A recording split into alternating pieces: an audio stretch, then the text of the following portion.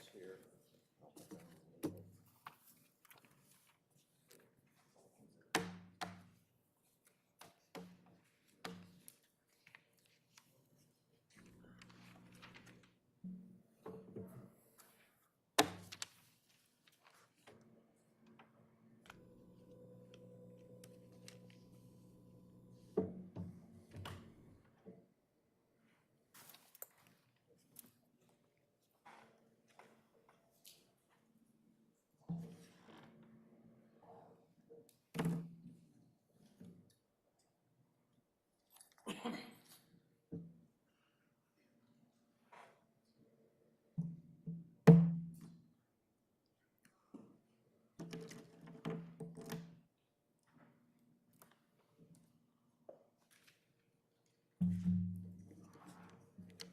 All rise.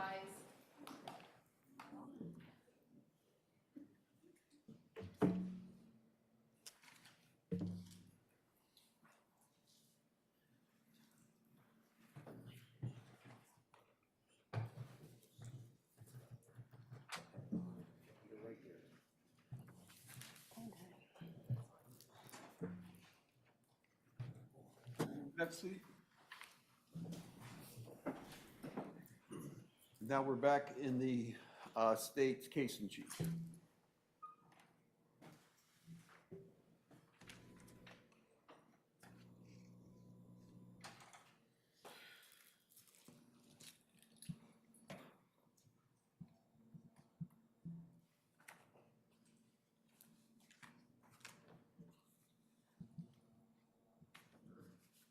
You just have one moment, Your Honor.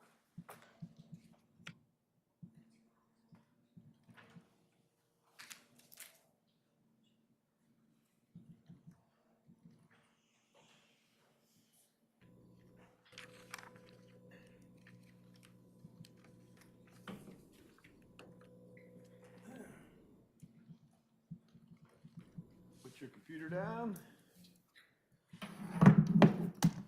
And raise your right hand. Solemnly swear or affirm under penalty of perjury your testimony in this case will be the truth, the whole truth, and nothing but the truth. I do.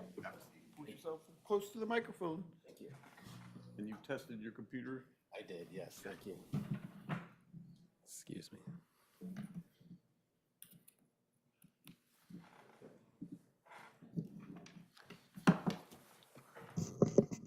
Good afternoon. Good afternoon. Would you please state your name for the record and spell your last name for the court report? Yeah, Jeremy James Bauer, B-A-U-E-R. And what's your current occupation and who do you work for? I'm a forensic injury biomechanist, and I have my own company called Bauer Forensics LLC, And where is Bauer Forensics? Seattle, Washington. And have you prepared a PowerPoint slides to help you with demonstrations to assist your testimony be presented to the jury? Yes. Your Honor, if I may let him present his PowerPoint.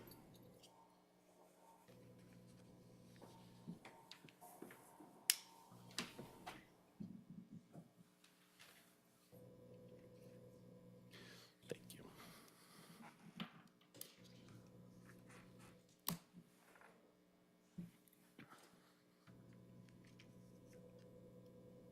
And do you have a copy of your report that you made in this case and your CV? I do. You can use it if we need to throughout this. But what is Bauer Forensics? Yeah, a consulting company in forensic injury biomechanics. So I essentially get retained in matters of either litigation or sometimes commercial cases, reconstructing any incidents that have to deal with the injuries. So car crashes, slip, trip, and falls, a lot of shooting incident reconstructions, and just other miscellaneous bad things that happen to people, construction site accidents, et cetera. Okay. And Dr. Bauer, can you give us your educational background? Yeah, so I went to, I got a Bachelor of Science degree in physical education with an emphasis in biomechanics from Boise State University in 1997. And just biomechanics is essentially the study of anatomy and physiology and physics and engineering. So it's applying those mechanical principles of mechanical engineering and physics to the human body. Then I went to Oregon State University, where I earned a master's degree in human performance. That was with a biomechanics emphasis, and that minor in zoology is essentially a minor in more anatomy and physiology. So learning about muscles, bones, the nervous system, vision. And then I stayed on at Oregon State University and completed a PhD as well in the same area, human performance, biomechanics emphasis with a minor in zoology, and graduated in 2006. And do you have any other academic coursework that's related to your field in biomechanics? Yeah, so there was quite a lot of academic coursework through the 9 years that's there, and it's very heavily based in anatomy and physiology, mechanical engineering. That mechanical engineering background really discussed a lot about dynamics and statics. So dynamics including projectiles, which includes bullets, includes rockets. So a very diverse education in mechanics and engineering, alongside a very diverse education in the human body and how the human body works. And Doctor, I think you provided me your CV. It's about, I don't know, 14, 12 pages long. Does that reflect your education, professional affiliations, and a lot of information about you? Yes. Well, we'll go through a little bit about this because we can't read it all, okay? Maybe what's related to this incident that's here, all right? Okay. All right. So what is the study of biomechanics? Yeah, it's essentially studying how the body works, and more specific to the field that I work in now, it's the forces and motions that essentially cause injury. And so it's being able to apply those principles of engineering and physics to the human body. So in a car crash case, for instance, it's whether or not the forces from a crash could cause an injury that's being claimed, a spinal cord injury. In a shooting incident, it's looking specifically at what angles the body was oriented in when a bullet struck the body. So being able to look and know about the specific anatomy to know where the bullet passed through to determine how that body was positioned when it was struck. Have you been published before? Yes. And can you tell us about that? Yes, I published one paper with some co-authors and co-workers. I used to work for another firm for 17 years called Hayes and Associates, and we published a paper specifically looking at how we could determine the timing of gunshots fired in a specific case, an officer-involved case shooting at a moving vehicle. I've also given lectures and talks on shooting incident reconstruction, anywhere from technology associations who are interested in the type of technology that gets used to do shooting incident reconstructions, but also to law schools, and as right down to middle school level, teaching science to kids and really trying to, show an application of science and really fascinating science to the kids. Do you have any accreditation certifications? I do. So I am a remote pilot for small unmanned aircraft systems. Basically, I'm licensed to be able to fly a drone use that for a lot of scene documentation purposes. I'm a certified forensic photographer. I am an accredited accident reconstruction through an organization called ACTAR. Also certified to measure the friction and slipperiness of surfaces for walkway safety purposes. And then I've completed the Faro Focus 3D Scanner Certification Program, which is designed to teach one how to use laser scanners to accurately document the geometry of a scene. And in fact, in this case, there is a Faro scan that you used in this matter. Is that Yes. correct? Okay. Doctor, have you been court qualified in cases involving shooting instances? Yes. Okay, and can you tell me which courts that you've been qualified to testify in that subject matter?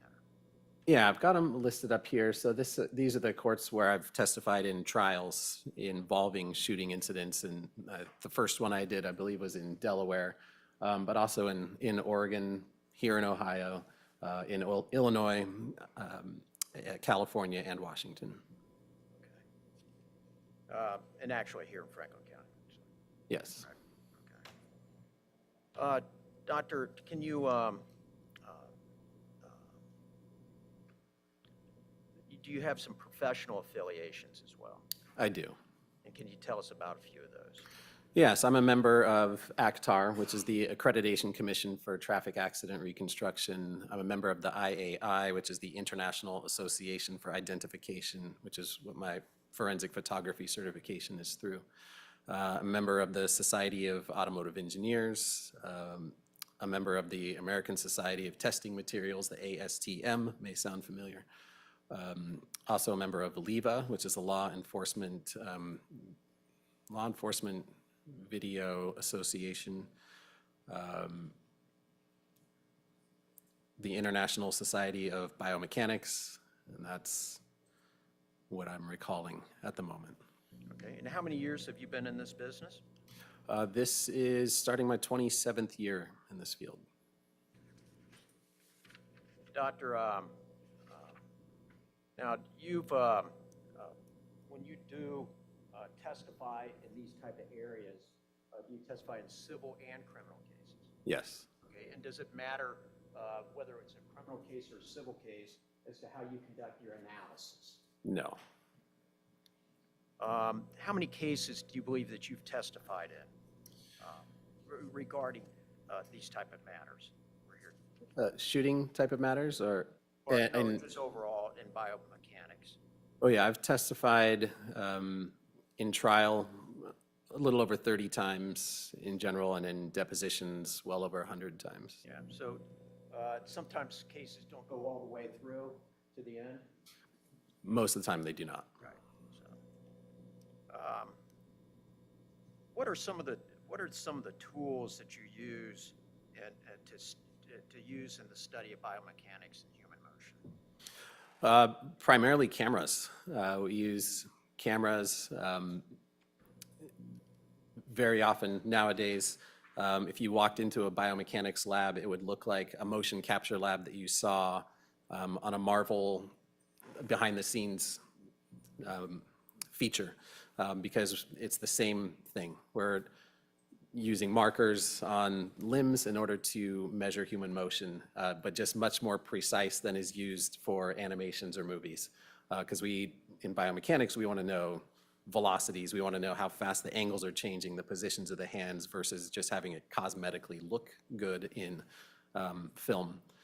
In addition to recording the movement, it's also important to record the forces that are associated with that movement. So oftentimes we'll use force plates that are mounted in the ground, which are very fancy, very expensive scales that are in the ground. And so if you can measure the motion of a person and measure the forces that are acting on the ground and acting on their limbs, you can then calculate what the forces are in other parts of the body. Your Honor, at this time, I'd like to ask the court to permit Dr. Bauer to testify in his field of expertise of biomechanics and human motion. He'll be able to render opinions. Render opinions. Thank you, Your Honor. Were you retained by the state to render an opinion in this case? Yes. Okay. And you're a private business, is that right? Correct. So you do charge for your time. I do. Would you tell us what your hourly rates are? Yeah, hourly rates are $400 an hour when I'm doing work, and then $600 an hour during testimony. Okay. Now, what was it that was requested of you in this case? Yeah, so I was asked to, I was made aware of the dispute, essentially, and was basically asked to review the evidence in this case, and first and foremost, to determine how Casey was positioned at the time he was shot. So just from a biomechanics shooting incident reconstruction standpoint, to determine the relationship between where was the gun with respect to how was Casey standing when he was shot. The second part of this then is after doing that scientific reconstruction based on the evidence that was gathered in this case, I was asked to determine whether or not that reconstructed position of Casey after having been shot is consistent with the statements that were made by Mr. Meade describing his recollection of Casey's actions immediately before the shooting. And were you able to reach conclusions after your entire analysis and everything that we're going to go through here, reach conclusions to a reasonable degree of scientific and biomechanical certainty in this case? Yes. And what were those conclusions? Yeah, those conclusions were first that we know there were 6 shots that were fired and all 6 of those shots struck Casey's body. The second is that Casey was standing in the house, so at the level of the kitchen floor, when he was struck by each of those 6 bullets that were fired by Mr. Meade. And then the third conclusion was that there's no configuration in which Casey can be both standing in the house on that threshold and aiming a gun at Mr. Meade in the manner that, in a manner described and demonstrated by Mr. Meade that conforms with that physical evidence that was gathered at the scene. Okay, so taking the question that was asked of you and getting to the conclusions that you arrived at, were you provided case materials in this matter to review? Yes. And can you tell us about that? Yeah, so the case materials that I was provided included body-worn camera footage of officers who responded after the incident. There were photographs that were taken at the scene, and there was eventually a laser scan of the scene conducted with a Faro, that's a company named Faro laser scanner. And what type of objective evidence did you utilize? Can you explain this a little bit? Yeah, I'll show you. Sorry, I jumped ahead a little bit.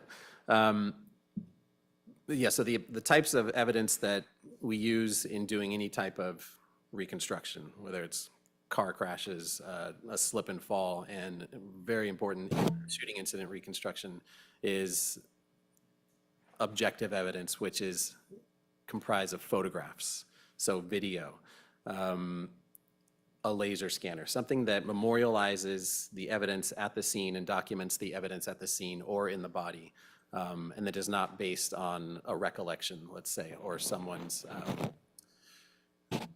description. So it's something that we can look at a photo and say, ah, I see. So in this particular case, I was provided with some body-worn camera footage, a little bit hard to see with the lights on in here, but Want to turn down the light? yes, please.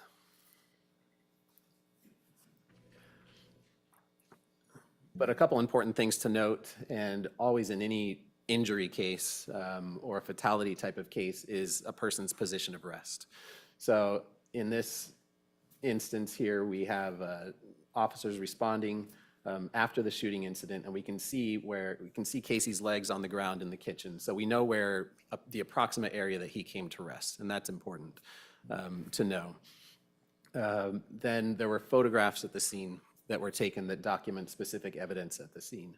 And I've isolated 2 photographs here intentionally because there are really 3 important pieces when doing a shooting incident reconstruction.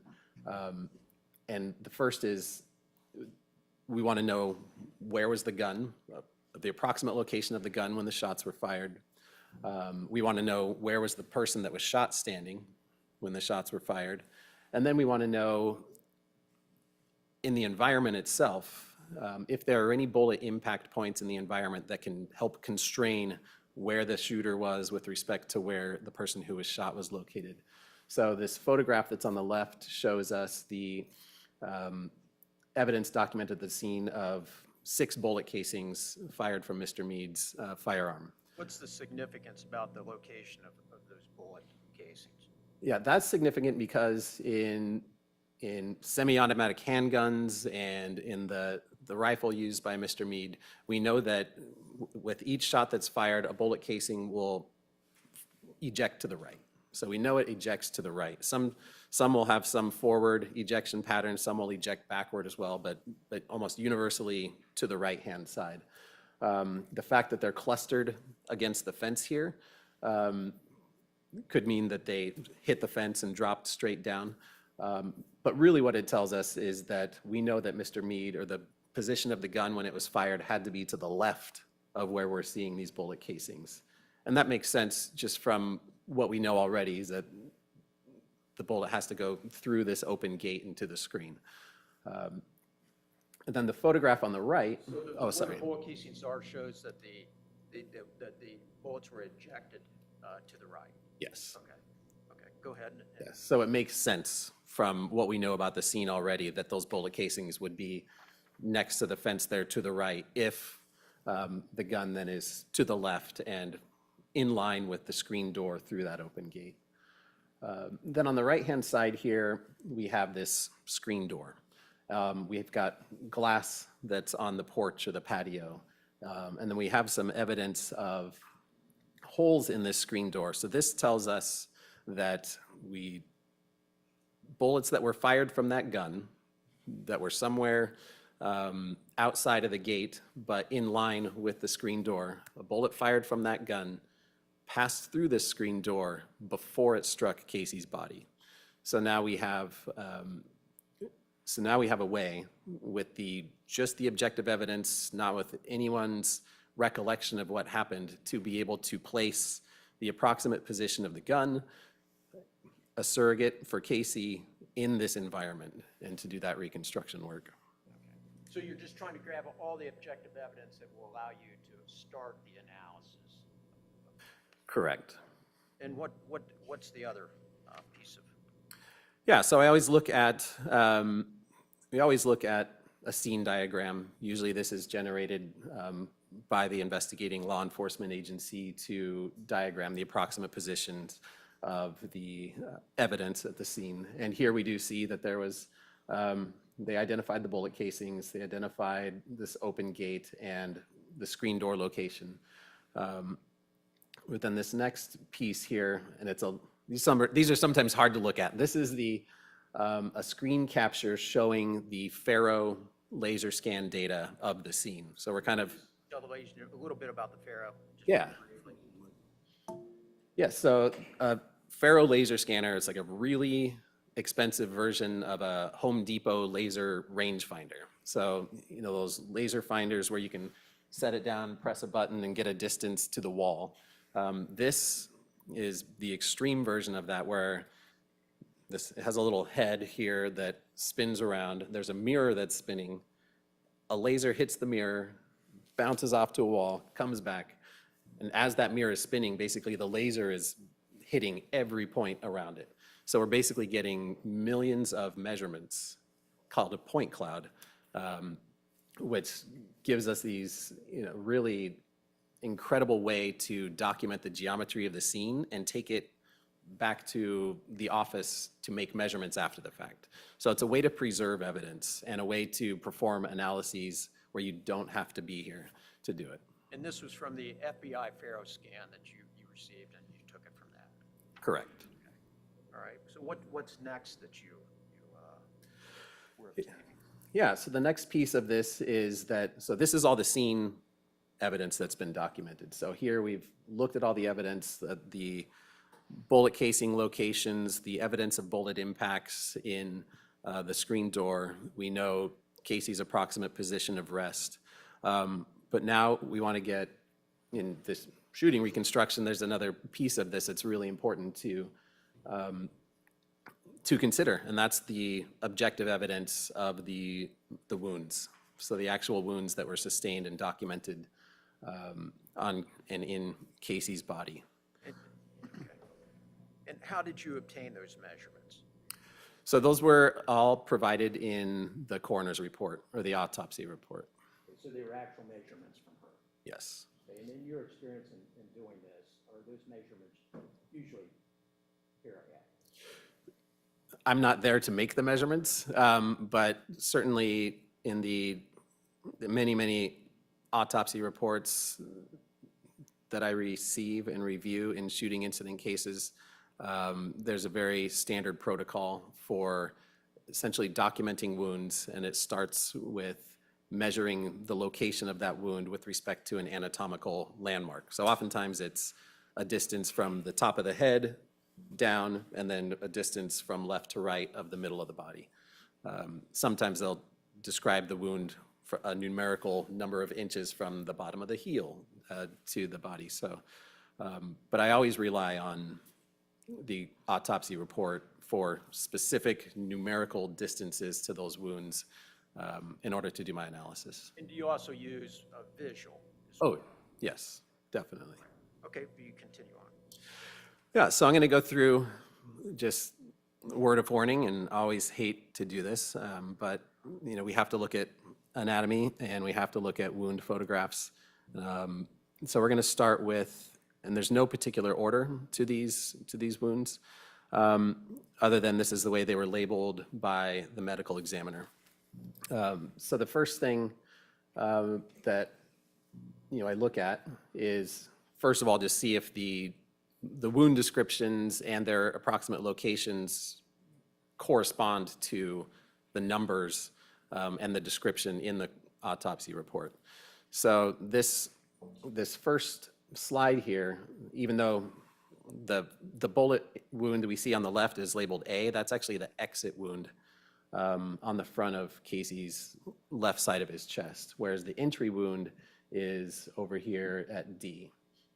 And so, and when oops, let me go back up, sorry.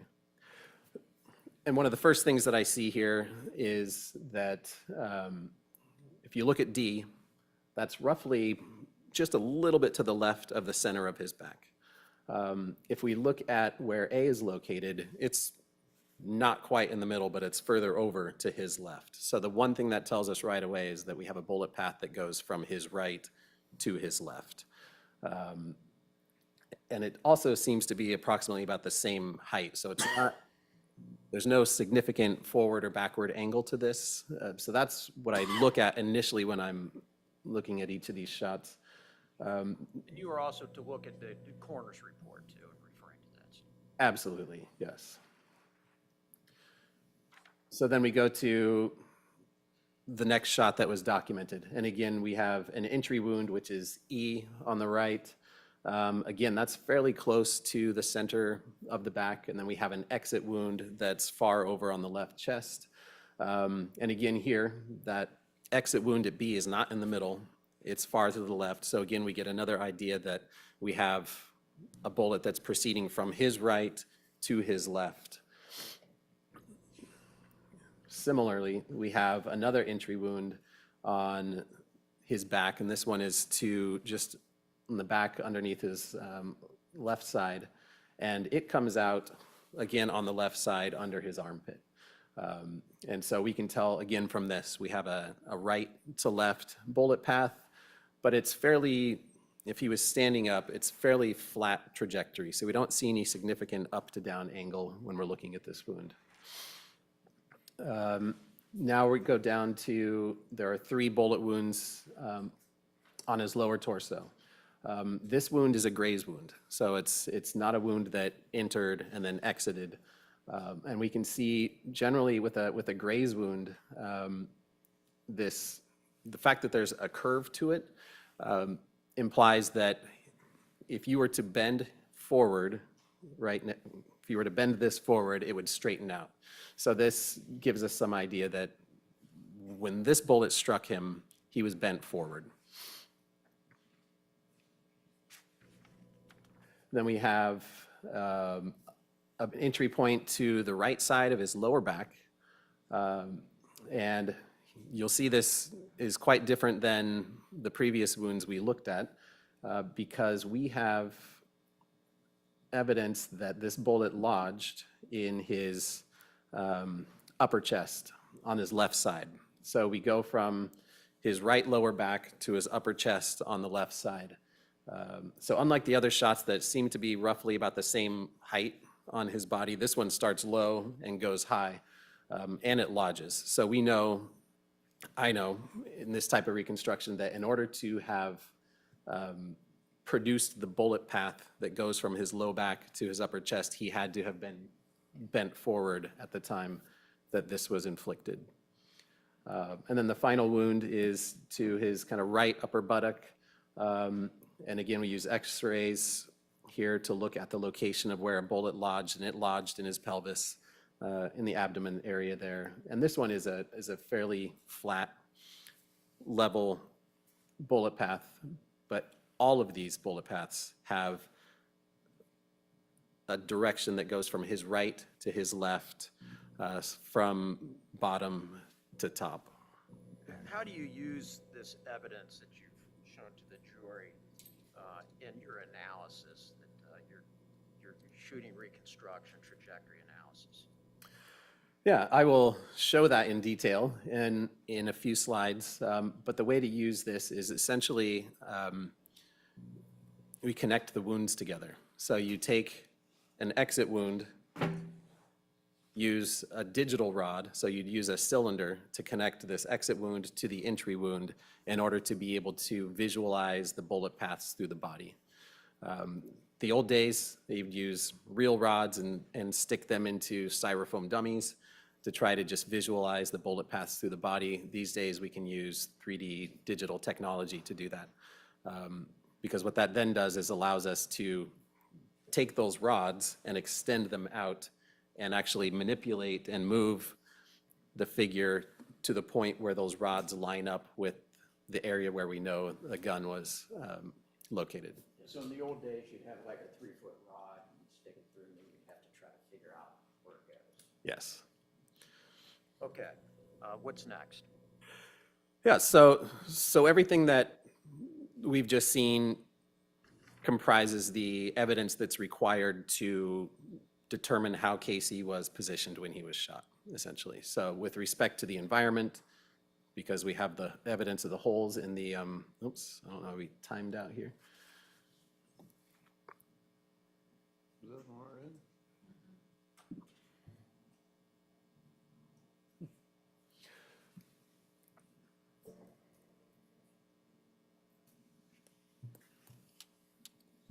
I don't know.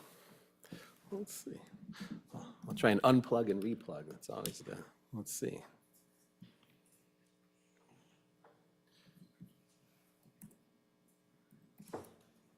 Hey, there we go. Thank you. So everything that we have looked at so far comprises the evidence that's required to actually answer the question of, in the environment, how was Casey positioned when he was shot? So then the next piece of it, and is, the piece of the ultimate question here is the description of the incident. So then we'd look at Mr. Meade's recollection or description of the incident to essentially determine whether or not that description is consistent with the shooting incident reconstruction based on that objective evidence. And so you had two different statements from Mr. Meade, is that right? Yes. He had the type statement. Yes. And then you had a hearing testimony statement. Correct. Yeah, so during a hearing, well, first we'll go to the statement. Mr. Meade had produced a statement, and these are quotes from the statement that said, "He turned and looked in my direction while lifting his right arm back toward me, raising and leveling the barrel of the gun in my direction." Then there was testimony at a hearing where Mr. Meade testified he, Casey, was in the threshold. He had his back to me, and then he made a turn like this, bringing the gun up and pointing it back to me. So, and there was a demonstration during that hearing, which we see kind of a before turning and after turning and raising the gun, demonstrated by Mr. Meade.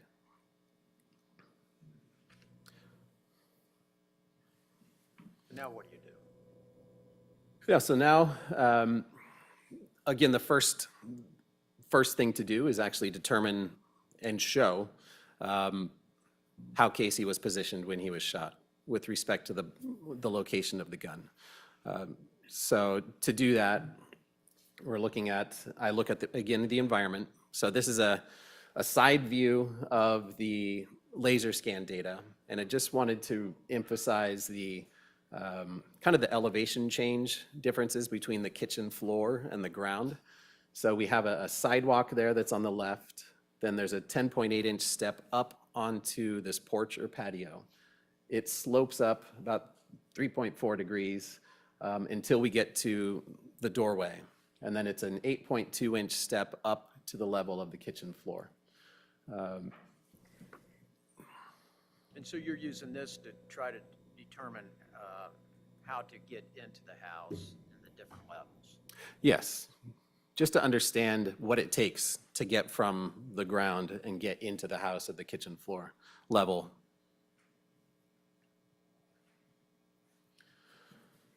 So then the next step, once I've got that 3D geometry of the scene with the Faro scans, is to now map out in three-dimensional software those bullet wounds. So the first thing I do is take a sphere and place it at the numerical location where the bullets were described, or the wounds were described in the autopsy report. So this is a 3D surrogate or a dummy, essentially a stand-in for Casey's body.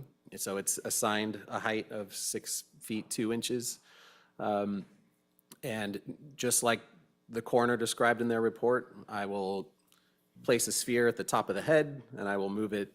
For example, the first bullet one entry that we see up there, that was described as being 17 inches below the level of the head. So in this software, I can drag it down 17 inches and place it where it was described in the autopsy report, and also where we see it in the photographs. So you're putting it where, when we first saw the autopsy photos, you're placing those bullet hole wounds in your surrogate here, is that right? Exactly. You're using the measurements and everything, and also, do you eyeball it as well somewhat, if you have to? There's some potential eyeballing that can happen. For example, there's no numerical description of where the lodged bullets were. We see them in an x-ray, and we can scale the x-ray to line it up, line the shoulders up with the photographs, and then basically place that bullet where we see it. And actually the photographs in this case show those lodged bullet locations. So we do have anatomical landmarks in the photographs to place that. But yeah, so all the entry wounds, the initial bullet strikes are in red. Then there are 2 bullets, their description, in green, where are the bullets that lodged in the body, and then the blue are the exit wounds. So I talked about this a little bit ago, but then the next step is essentially to connect the dots. So to put a digital cylinder from essentially the exit wound, or where the bullet was lodged, to the entry wound. And then once we put it in the environment, we're going to extend that all the way back to where we can line up that bullet path through the body to where the bullet came from. So you're first just getting how the bullets are going through the body in this scenario. Exactly. So we've got a neutral pose here. So this pose has nothing to do with how Casey was positioned in the environment. But interestingly, one of the first things you can see going through this process, just like we discussed looking through the photographs, is that if you just look at a top view only, you can see there's a general pattern. It's a little confusing as we're looking at it here, but his right hand is on the left side of the screen, but they're going from his right to his left. And then if you look at the lower right-hand corner here, these 3 upper back bullet paths, they're roughly along the same path. Similarly, we have this bullet path that goes through his buttock, is again fairly level to the ground. But then we have these 2. We have that graze wound, and we have the wound that we saw in his lower back that lodges in his upper chest that have a very steep upward bullet path. So, and we'll see how that comes into play when we actually get to put this surrogate now into the environment. In the environment, I mean, that's kind of reconstruction of lingo or whatever. The environment means putting it into the house and positioning at the time of the shooting. Yes, yes. So, okay, so this is a top-down view. On the left side, it's a little messy looking. This comprises this is a top-down view, and we've got the laser scans in there, which makes it a little messy. But on the right-hand side, we've just got some modeled objects based off of the laser scans. And so just to isolate it out here, we've got the gate on the left, and again, that's modeled based off of the Faro laser scan data. We have the location of the fence, so this location of the fence is based on the laser scan data. We've got the geometry of the porch or the landing. We've got the inside of the kitchen here, and then preliminarily positioning the surrogate for Casey in the house. So what's missing out of that? This storm door? It's just a top-down view, so you can't really see it, but we'll see it in I think we'll see. This Faro scan is very accurate, isn't it? Oh, yes. Yeah, the Faro laser scanning data has measurement accuracies of 3 millimeters at up to 30 feet. So if we have a 30-foot laser, we're going to get an accuracy up to 3 millimeters. All right, what's the next thing? Yeah, so next then is, and this is now just a different view, more in line with the position of the gun between the gate. Looking at a preliminary positioning of the surrogate for Casey in the kitchen floor. So we're not lining up anything yet here. One thing that it's important to note that while I will apply spheres to the body for entry wounds and exit wounds or lodged bullets, you also have to do the same thing for any bullet evidence that's in the scene. So we have these green spheres that are here, represent the holes that we saw in the mesh of the screen, as well as there is one up top here that's where we saw that nick in the top of the screen. So then one of the real key things upon just first producing this figure is that we know that he's in the kitchen when he's shot, because there are only 3 holes in the mesh screen, and there are 3 holes in his lower back. There are 3 holes in his upper back, but no mesh screen. If he was standing on the landing, or if he was standing lower, then all 6 of those shots that went into his body would have gone through that mesh screen.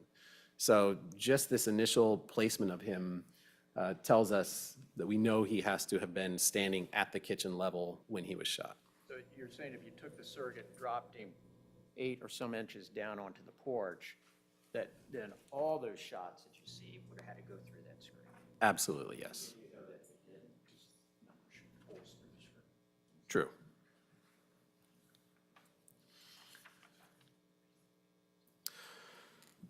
So then the next step was basically to start going through and determining the position of his body at the time each bullet struck him.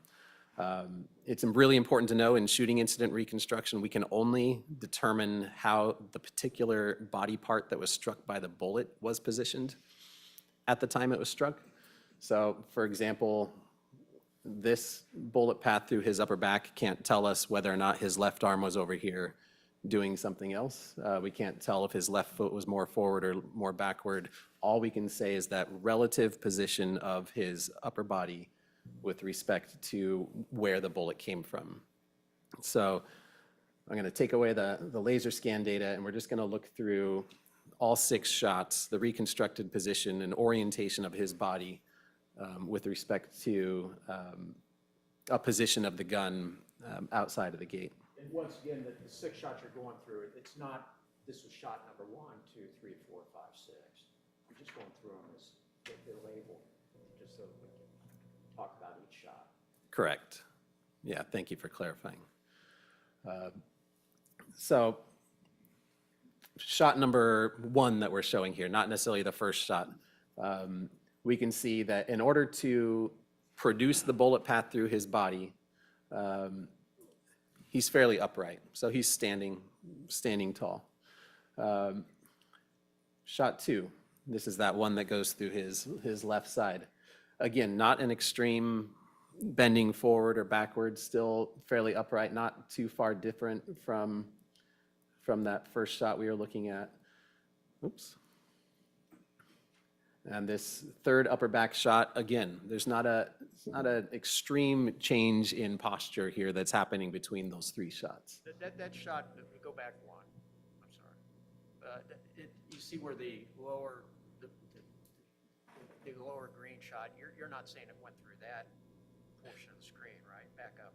Correct. Yeah. I mean, you see, that's going above the screen. Yes. Yes, thank you. Yeah, so then when we get to these lower shots, now we've got to consider not only the position of the gun and the position of his body, but also that the bullet had to have passed through something on the way there. And so we have this evidence in the mesh screen, and the lower hole in the mesh screen corresponds very well to that buttock shot that we saw. And that shot, again, has a bullet that lodges in his pelvis. So it doesn't have any extreme up or down angles. And again, so his pelvis at the time he received that shot was fairly upright, so in a standing type of position. And I guess you've taken away the whole side of the house and stuff, is that right? Yes. So if you were looking at this angle, you wouldn't be able to see his hand there or anything, because that's the house. Correct. I'll ask. But can you explain that, just so there's no confusion? Yes, so we're primarily looking at how the body would have been oriented at the time it was shot. This is not meant to represent what someone standing in this position would have seen. So there is a house here to the right. Really anything to the right of the screen door who wouldn't have been able to see from this shooter perspective.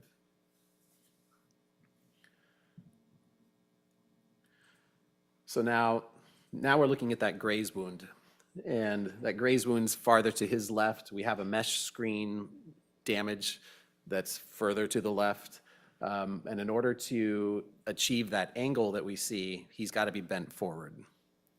And similarly, we had that more extreme upward trajectory of the bullet that entered his right lower back and that ends up lodged in his upper chest. So in order to produce that, he's got to be in this configuration. So, oops. So we've got 2 here where he's got to be fairly bent forward,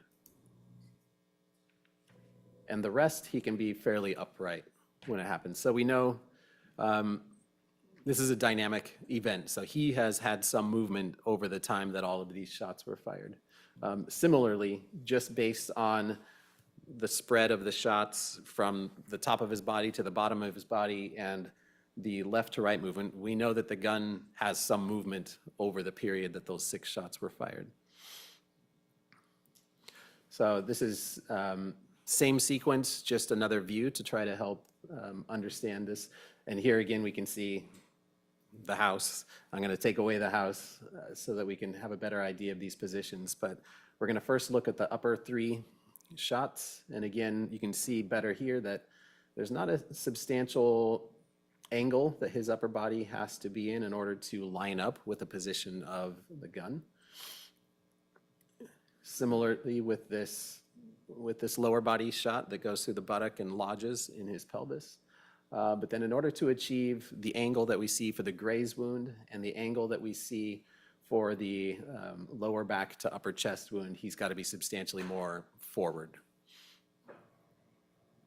So, and then after doing all of this reconstruction work, it's important to look back and see, you know, what's the range of motion of this gun? Does the range of motion that's modeled in this reconstruction match reality? Is it feasible? Does it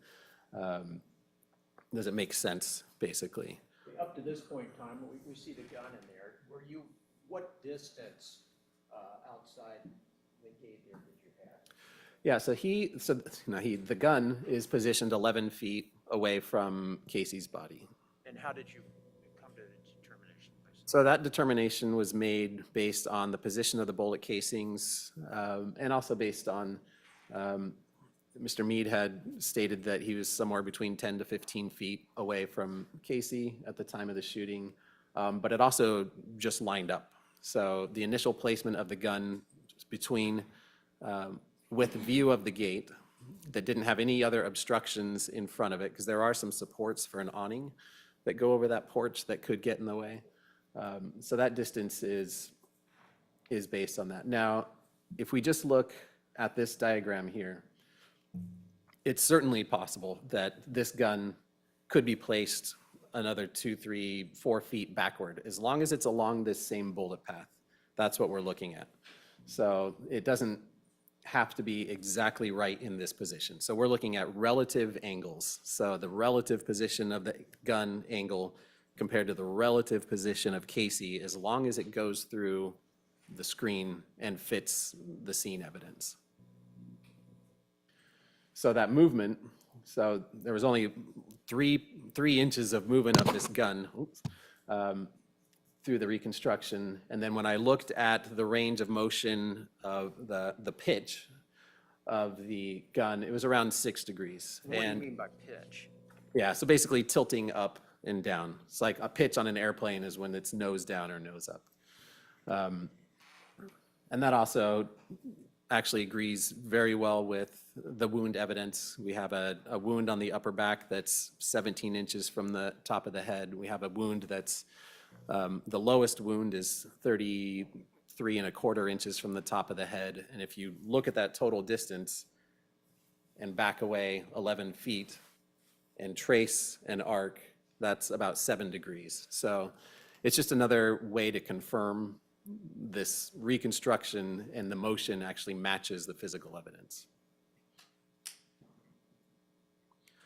So, and then did the same thing just looking at a top-down view. So what was the range of the yaw? So if you're looking on a top-down, kind of hands on a clock, how many degrees was that range of motion? And it was a little over 3 degrees.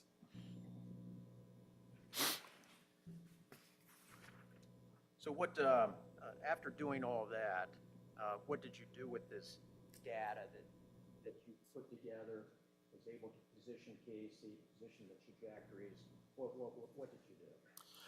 Yeah, so now that I've determined essentially how he was positioned and where he was positioned when he was shot, the next thing is to essentially investigate, ask this question of whether or not the posture described by Mr. Meade in his statements and during his testimony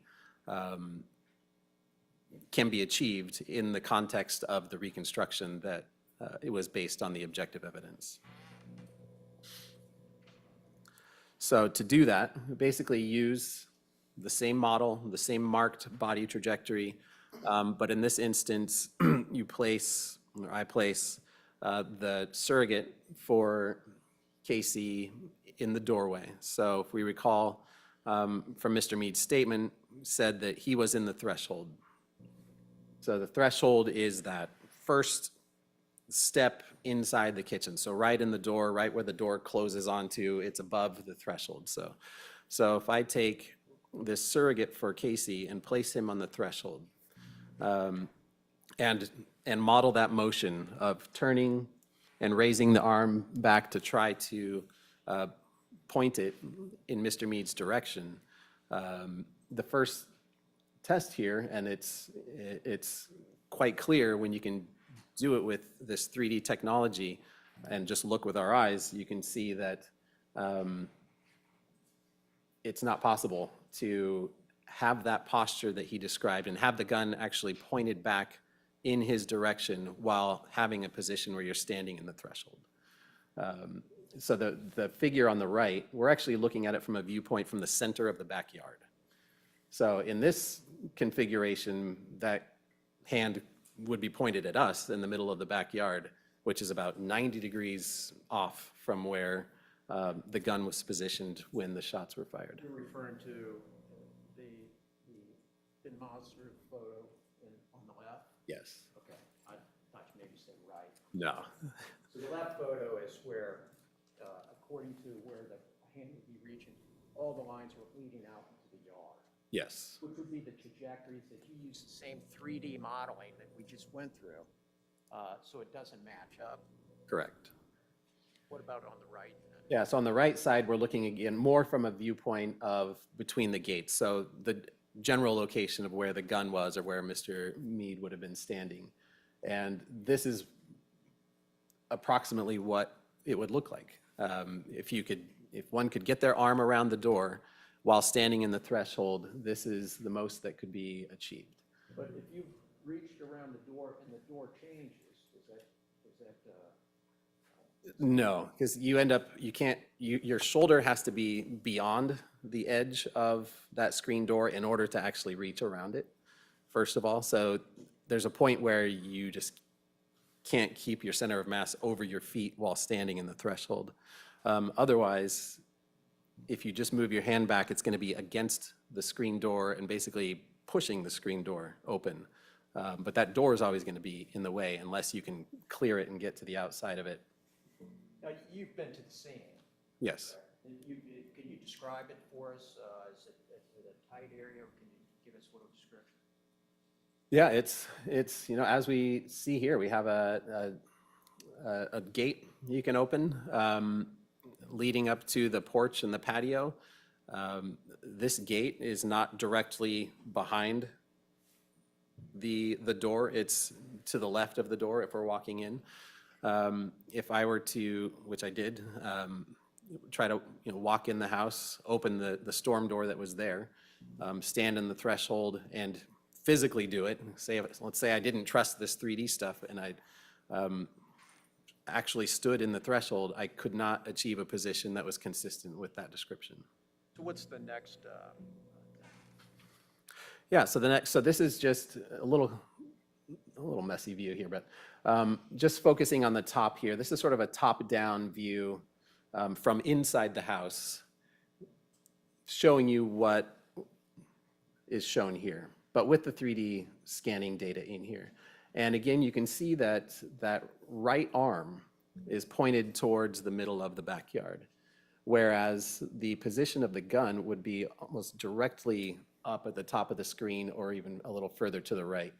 So it's just not possible in this position to aim and level a gun in the direction where Mr. Meade was standing while standing in the threshold. The bottom view here shows you that a little bit better because we see the position of the approximate position of the gun in the open gate, and then we see that position of the surrogate's arm again pointing to the backyard. Okay, doctor, what were you able to, examining all this, what did you come up with? Yeah, so, well, essentially, the next thing to do scientifically is just always is test it, continue testing it. So if this was Mr. Meade's recollection, what posture, what conditions allow that statement to be consistent with the objective evidence somehow? So I took the same figure and put him on the porch or the landing. And if he can be on the porch, on the landing, and moved over to the right such that the arm can actually get around that screen door, there is a configuration then where that pose is possible and could happen. It's just not consistent with the shooting reconstruction evidence because, well, first of all, if as was stated, the shots were fired shortly after this pose, and there was a slight rotation, then all of the holes, as we talked about earlier, all the bullets would have gone through the mesh in the screen, whereas we know he was actually in the kitchen when all of those shots were fired. So that's one part of this. The second part of it, it would take time to get from this position to then take 1-2 steps up into the kitchen and then start moving to where the position of rest was for this to work at all. So so we know he's not shot when he's standing on the landing. We know he is shot when he's standing in the kitchen. He can achieve this position when he's standing on the landing, but it's quite a substantial maneuver to first have to step up multiple steps in order to get into the kitchen for this to happen. So based on that, did you come up with anything else? Conclusion? Yeah, essentially just that the recollection through the statements and the testimony is inconsistent with the objective evidence and how we know that Casey was positioned when he was shot. And the last is what you're doing is you're testing, trying to find if they're not only where you, the analysis places him, but then you're testing that statement, trying to find a position that fits. Is that right? Correct. And what I think you explained to the jury, you couldn't find a position that fits his description and that would fit the physical evidence and the trajectories in this case. Correct. There's one thing I should have mentioned at the beginning. You made 2 reports on this, is that right? Yes. Yeah. And so you made a first report and then you had an addendum. Yes. And what was the addendum to the report? Yeah, the addendum was essentially to answer some questions that weren't, well, I guess was to produce some, there was my initial analysis, which contained these conclusions and opinions, but I hadn't produced in that report these figures that showed that I in fact did test Mr. Meade's statements. I had talked about testing them and the conclusions in my original report, but I hadn't included a description of or shown what I did to answer that question. So when you did your full analysis and stuff, you did that and you did everything, you just didn't have the, produce these photos. Correct. So based to a reasonable degree of degree of science and biomechanical certainty, what was your conclusion? Yeah, just again, that all the 6 shots that were fired by Mr. Meade struck Casey's body. That Casey was standing in the house at the level of the kitchen floor when he was struck by each of the 6 bullets fired by Mr. Meade.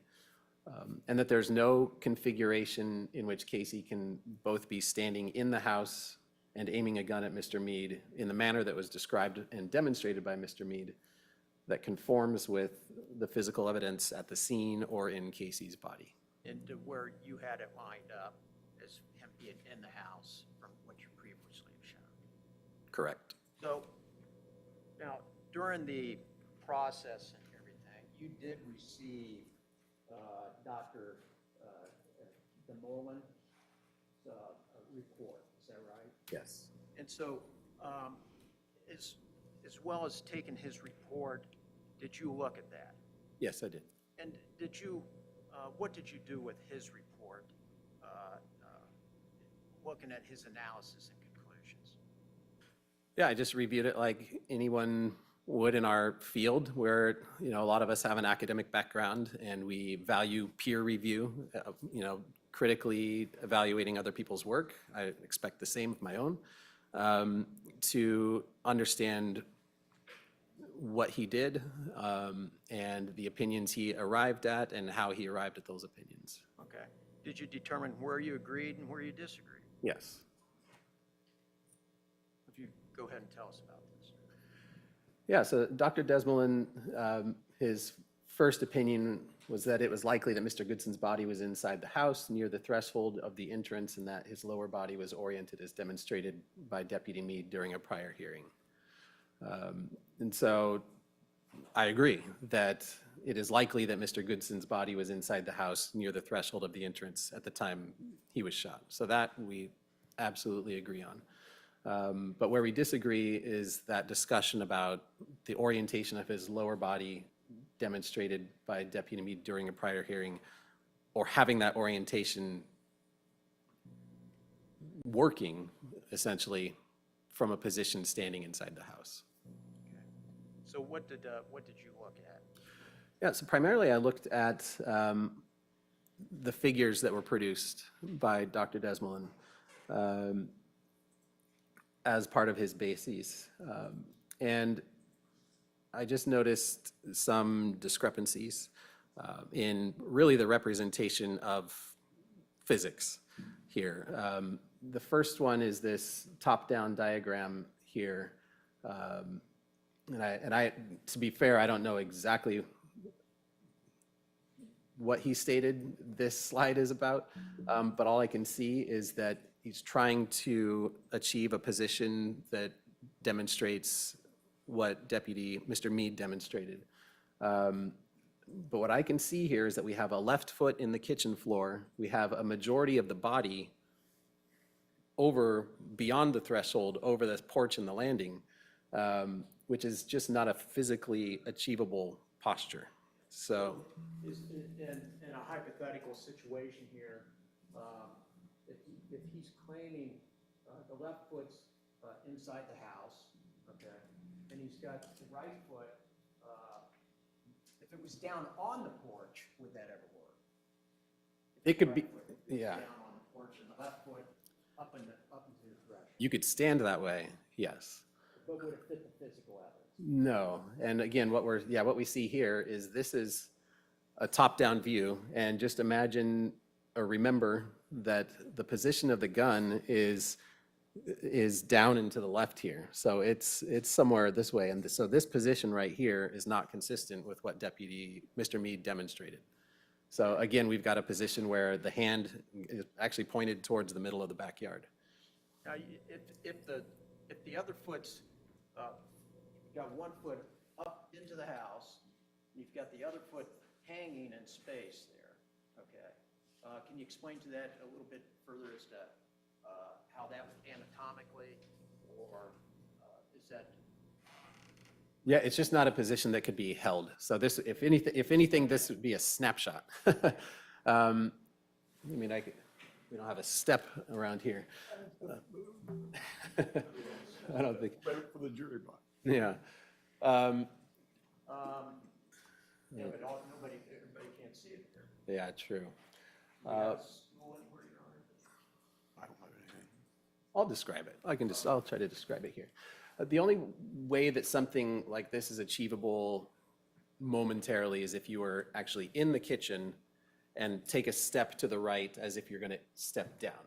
That's the only time when you can have your shoulders level.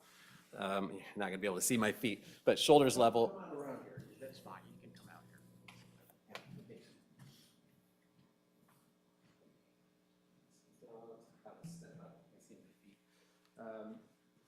So if I had a step right here and nothing down here, in order for me to be on this step, my center of mass has to be lined up over this foot. If my center of mass isn't lined up over this foot, then it falls to the right. So, so just by looking at this here, we know the center of the body is between both feet. If it was only over that left foot and he could stand in the kitchen and do that pose, center of mass has to be over this foot. So real straightforward physics. If, let's say, I'm standing on the porch and I want to step up into the kitchen, so I've got my weight here, I would step onto the kitchen and then have to do this in order to achieve this position. So, which takes us away from this posture. And again, it's just not consistent with what Mr. Meade testified to.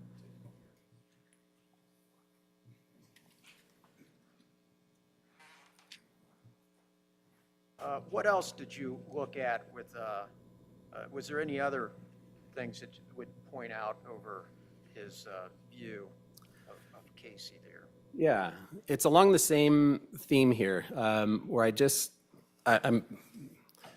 I'm unclear on this analysis, because in this representation, we have bullet paths entering the body, so presumably this would be the surrogate for Casey's position at the time he sustained these wounds.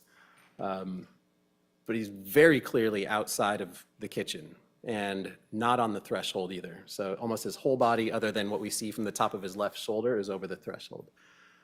So that's not at the level of the house. And we know it's 8.2 inches down at this location. And we know he's not standing on the landing when he's shot.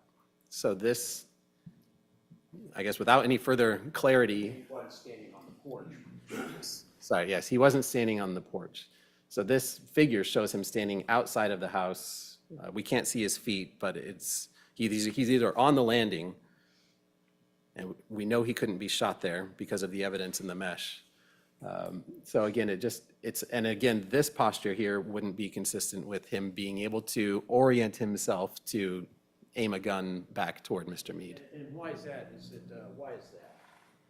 Again, his shoulder is actually inside the outside. It's in from the edge of the screen. And in order to be able to reach around and then basically reach his arm and aim it in the same direction that we see these yellow lines. Yeah, sorry. Oops. You know, he's got to have his shoulder out here in order to be even able to start getting his arm around the corner and then somehow aim it back in this direction. And that's not represented in this graphic. And you study the body, this is your forte. Is that anatomically feasible? No.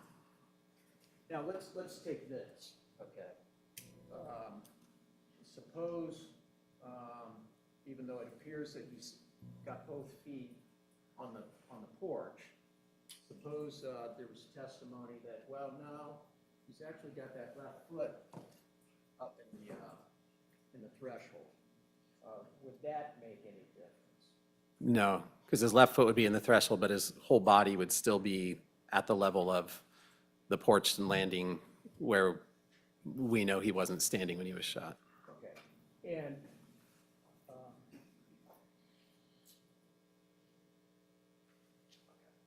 now we'll get to this later on. So what else did you look at? Is there anything else about that diagram that?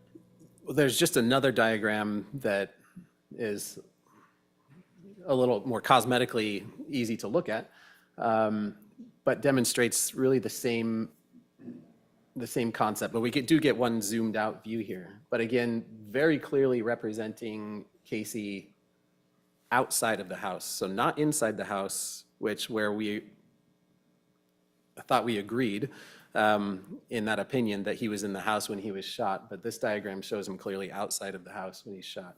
And again, not in a position where even slightly moments before this could have been oriented to have his arm raised back toward the position of where we see that surrogate for Mr. Meade. and to have the storm door in that position. Right. Okay, was there anything else? Yeah, and just one more, again, along the same lines here, and this is somewhat of what I was demonstrating, is that we have, well, and actually, let me go back. So one of the things we see here is we have a representation of Officer Meade, or Mr. Meade, and then we have so we have one position for Mr. Meade, but then we have 3 bullets kind of coming out in a ray from the end of the gun. We know that bullets don't do that. I get what he's saying, that from this approximate position, these 3 bullet strikes occur, but. So in other words, in his diagram, he's got the muzzle of the gun, and instead of just having one projectile coming out, he's got the muzzle, the still he's got is the muzzle of the gun, and then he's got like 3 things coming out of the muzzle of the gun. Not the bullets flying straight, but one's kind of going this way, one's going this way, if the gun's not moving. Right. Right? Going this way, or this way. Right. So we're just not seeing any variability in his reconstruction for bullet to bullet And you orientations. Yes. Also, he's got Officer Meade in a kneeling position out there. Now, the materials that you reviewed, did you see anything in his hearing testimony or anything in his statement that he was kneeling on one knee? No, I don't recall that. So then back to this additional slide. So this is, again, we see the gun in one position, but we see 3 bullets radiating out. But the more, I guess, physics defying feature of this is that my understanding is that this is a representation of the posture demonstrated by Mr. Meade during his testimony. But first, there's no arm raised up, there's no gun pointed back in the direction of the surrogate for Mr. Meade in this, because it couldn't happen that way in this posture. Yeah, and again, you notice that going back to where you're saying, just physics doesn't provide for that. Even if it was, let's say it was a transitioning it to the house, okay? Not a still, just somebody standing here trying to balance to swing around, but it was an actual transition into the house. Would that work? No. And why is that? No, again, so this, if this was any transition, this would be a transition out of the house. So we see that right foot just floating in space. If you step up, you put all of your weight on that foot that you're stepping up to. So in order for him to have transitioned from the porch to this position, his whole body would have to be over that left foot while he's extending out with his right foot. Is that what you demonstrated when you're stepping up? Your center of the gravity is going to the foot that's, because you're putting weight on that foot. Yes. Okay. It'd be Yeah. like this. Yes. Yeah, it's the reason if we trip and fall, our feet stop, but our body keeps moving and we're not able to get our feet underneath our center of mass to catch ourselves. In this instance here, we have this foot floating in space and his upper body, if it's similar to what we've seen in these other figures, is not even over the threshold. It just could not physically achieve this unless it's a snapshot as he's transitioning from in the house to step outside of the house. Now, there's one other thing, okay, well, I can go on, but he doesn't show any of the upper 3 shots in it, is correct? Correct. Okay. So based on your trajectories, I believe, which one of those wounds you said that were like steep upward wounds that you said it looks like they would match what yours is as if somebody's falling forward. Because if it's like this and you fall forward, we kind of level out. Does that demonstrate that there? No. No, so 2 of these shots that we know were the lower, so the one on the left, furthest to the left, was the graze wound, and the one on the upper right there had the steep upward trajectory, are not represented in these diagrams. Now, he doesn't show the path of the bullet after it went through the screen to the surrogate, right? I believe he does, yes. So can you explain, suppose there was testimony, that the bullet could hit the body and all of a sudden do a remarkable upward movement upward because there's been some deformity in the bullet. Could this council want to approach?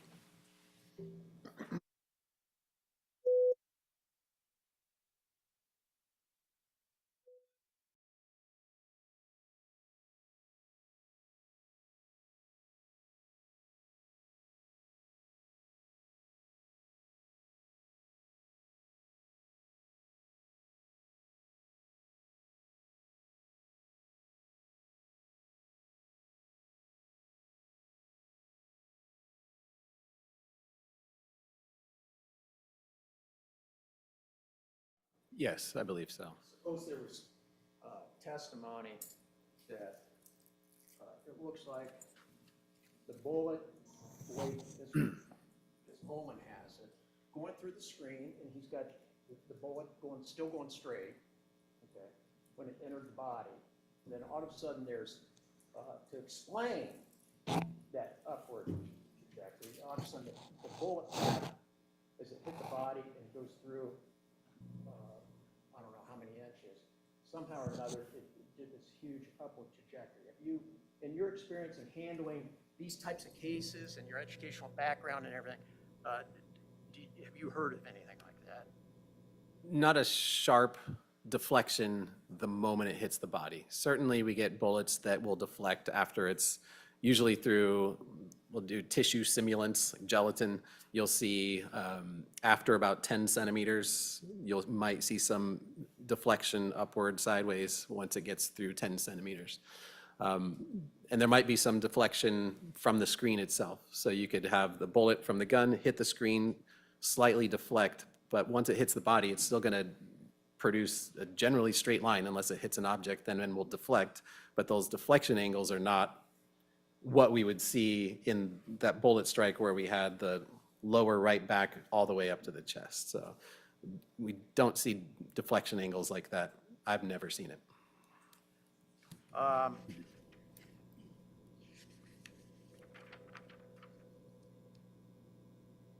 If I could just have one moment, Your Honor. You may.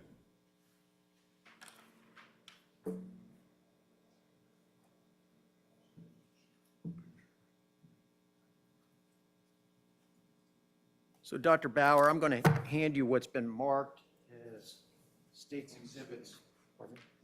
Oh, they're just photos from out of this report. First. This just happened.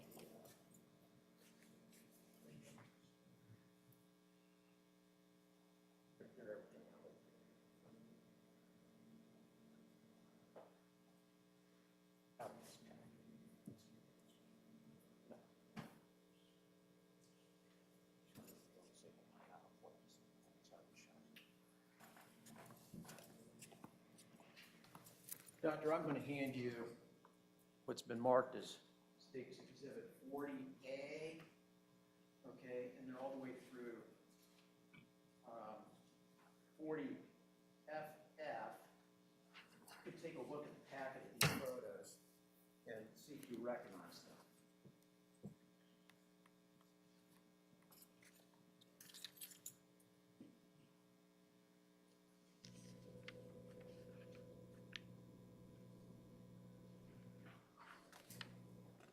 Yes, I do. And what are they?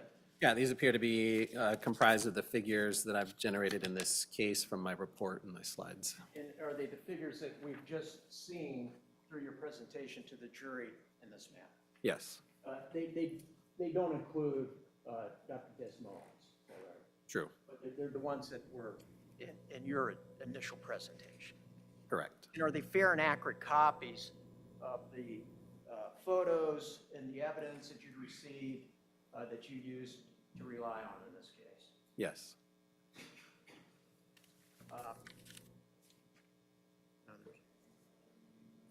No. I would, again, if we just go through, just make sure we got your, again, That's all our approach. I mean, or 1 minute. you got one question. Well, there were maybe 2. Well, then we'll take a break and you can ask the 2 questions. Doctor, your opinion is to a reasonable degree of scientific and biomedical certainty, is that right? scientific and biomechanical certainty. I'm sorry. It's not to possibilities or likely. True, It's a higher standard. yes. We can deal with it. Are you done? Yes. Ladies and gentlemen, we're going to take our 15-minute break. Do not discuss this case among yourselves. Do not permit anyone to discuss it with you or in your presence. It is your duty not to form or express an opinion on the case until it is finally submitted to you. 15 minutes. All rise.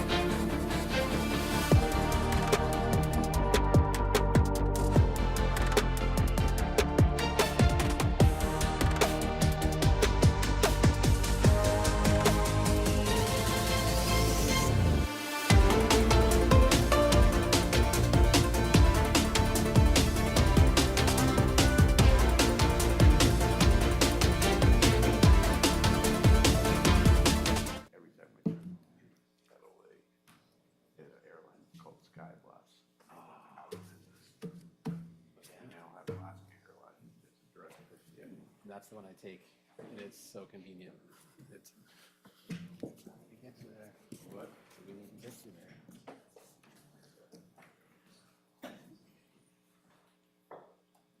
One time I was gonna go, and I bought tickets from Cambridge. All rise.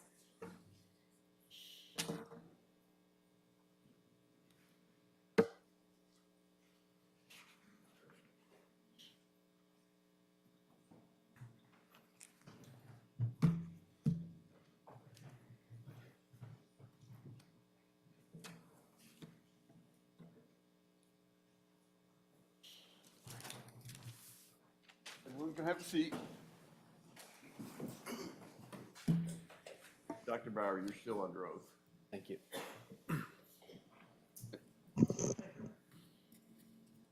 Hello, Dr. Bauer. Hello. Dr. Bauer, I'm Steve Nolder. I think we met back in December, right?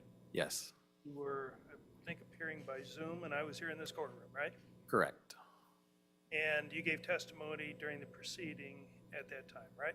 Yes, So let's first tackle the issue with Dr. Desmulin. It's obvious that you disagree with Dr. Desmulin's opinion, right? yes. And he disagrees with yours, right? I don't know. You don't know. So were you able, or did you listen to any of the testimony yesterday? No, You know what happened in the courtroom have yesterday? no idea. And I believe that you've flagged 4 or 5 slides that gave you some concern about Dr. Desmulin's work, right? Correct, And you've given testimony about those slides today, right? correct, And what bothers you about those slides, right? correct. And do you have any idea for what purpose Dr. Desmulin used those slides in his testimony yesterday? No, only from his report, which he had similar figures in. But again, let me ask you the question. Do you have any idea what Dr. Desmulin used those slides for yesterday when he testified before the jury? No, I do not. And so you don't know for what purpose Dr. Desmulin told the jurors that those slides were relevant in assessing his work, right? Correct. So let's talk about, if I can go to your slideshow, and you and I previously talked that I put page numbers on your slideshow last night, and so if it's okay with you, I'd like to use my version because it has page numbers, okay? Sure. So if I could ask Ms. Stevens to give me an assist and go to slide 9.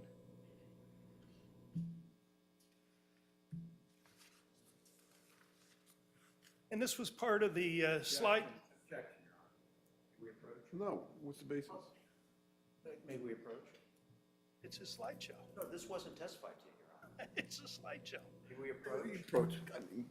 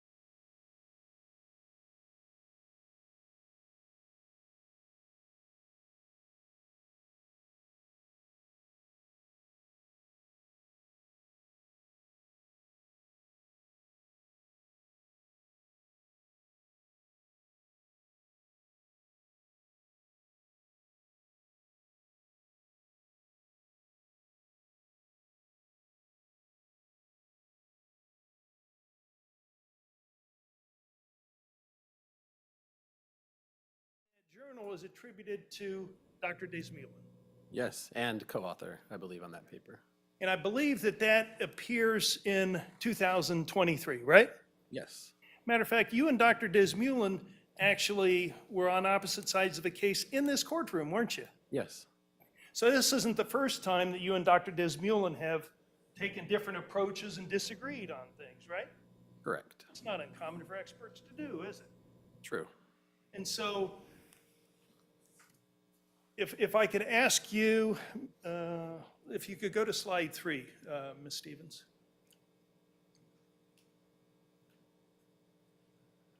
All right, so you did give testimony about this particular page, didn't you?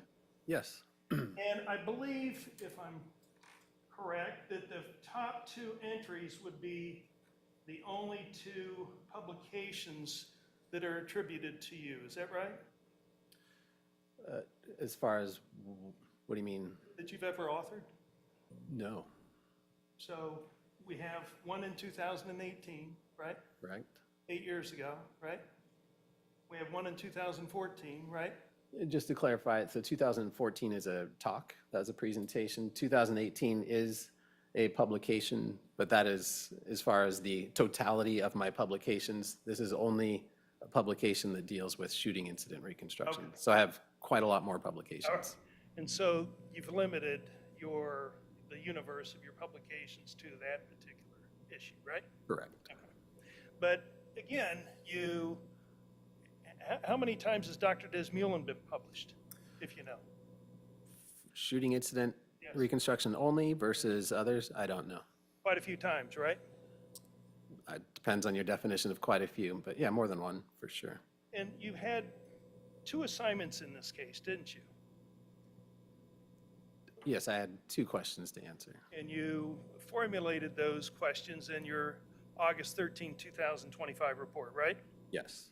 And one of the assignments that was given to you was determining how and where Casey Goodson was likely positioned when he was shot, right?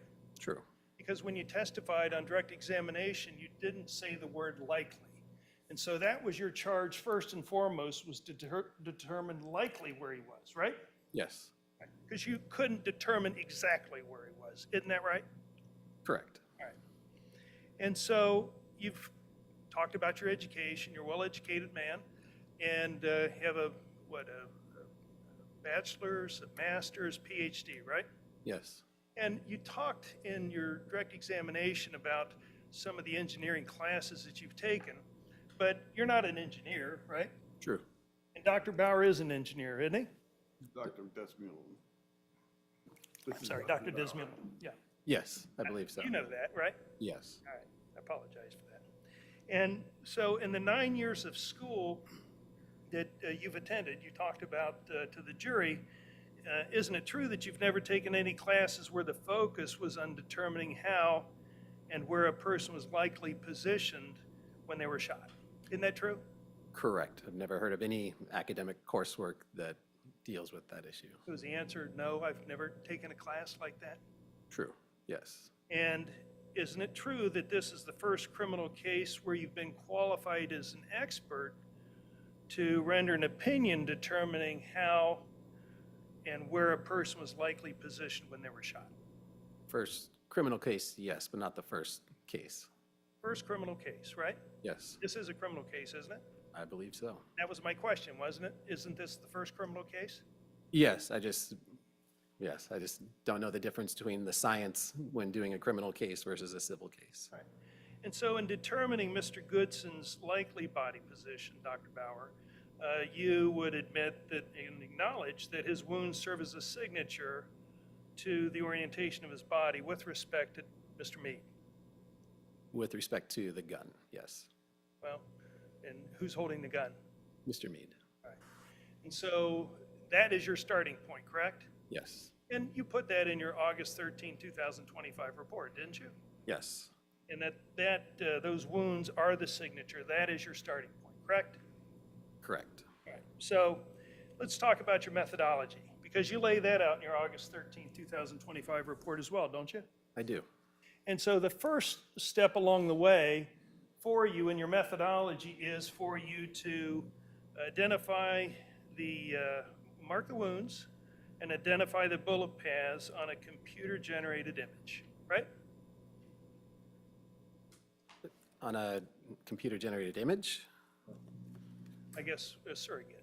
Yeah, on a three-dimensional surrogate, yes. And that's, I guess, is produced by a computer, right? Or software of some sort. Yeah, the software is the tool. It's created by me using the software. So Yeah. you place those wounds on the surrogate that the software creates, right?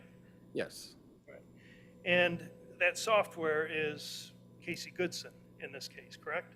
the surrogate is, yes, representative of Mr. Goodson. And so you don't know the order of the shots of the wounds that are placed on the surrogate, correct? True, And you don't know the order of the wounds either, right?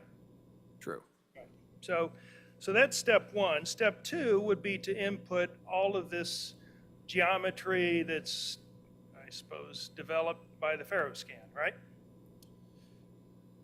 Yes, The FAROScan is the FBI's device where they take all of these precise measurements you talked about on your direct examination, right? correct. And that is imported by you into your computer system and software, and that's step two, correct? Yes, So let's talk about step three.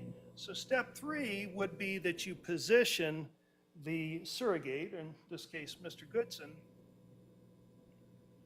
so that the bullet holes align with the trajectories consistent with shots being fired by Mr. Meade. Isn't that true? yes, So that kind of encompasses your three-step methodology, right? correct. So once the first two steps are finished, then what you're taking is the surrogate and you're using the wounds to try to match them up with the bullets fired by Mr. Meade's gun, right? Yes, So you had a couple of assumptions in your work in this case, and the first one was that Mr. Meade's feet were square when he shot, right? I believe I may have, yes, stated that. It doesn't matter, we're looking at the position of the gun, but that was my preliminary assumption, And yes. the second assumption was, it's pretty obvious, that he was holding the gun with both hands, right? Correct. And that's a fair assumption, isn't it? I believe so. And you also assumed that Mr. Meade was standing upright when he fired, right? Correct. All right. So have you ever shot the duty rifle that Mr. Meade shot on December 4th, 2020? No, And do you know the recoil of this weapon? I do not. And do you know how a person who's trained to use this weapon would position his body and hold this weapon when it was shot? I don't. So if Mr. Meade wasn't upright, as you've assumed, I believe you previously testified it was just change the angle of Mr. Goodson. Do you agree with that? Yes, as long as the angle through Mr. Goodson still goes through the physical evidence at the scene, so the mesh screen, and then back to the position of Mr. Meade. So I talked about our first meeting back in December.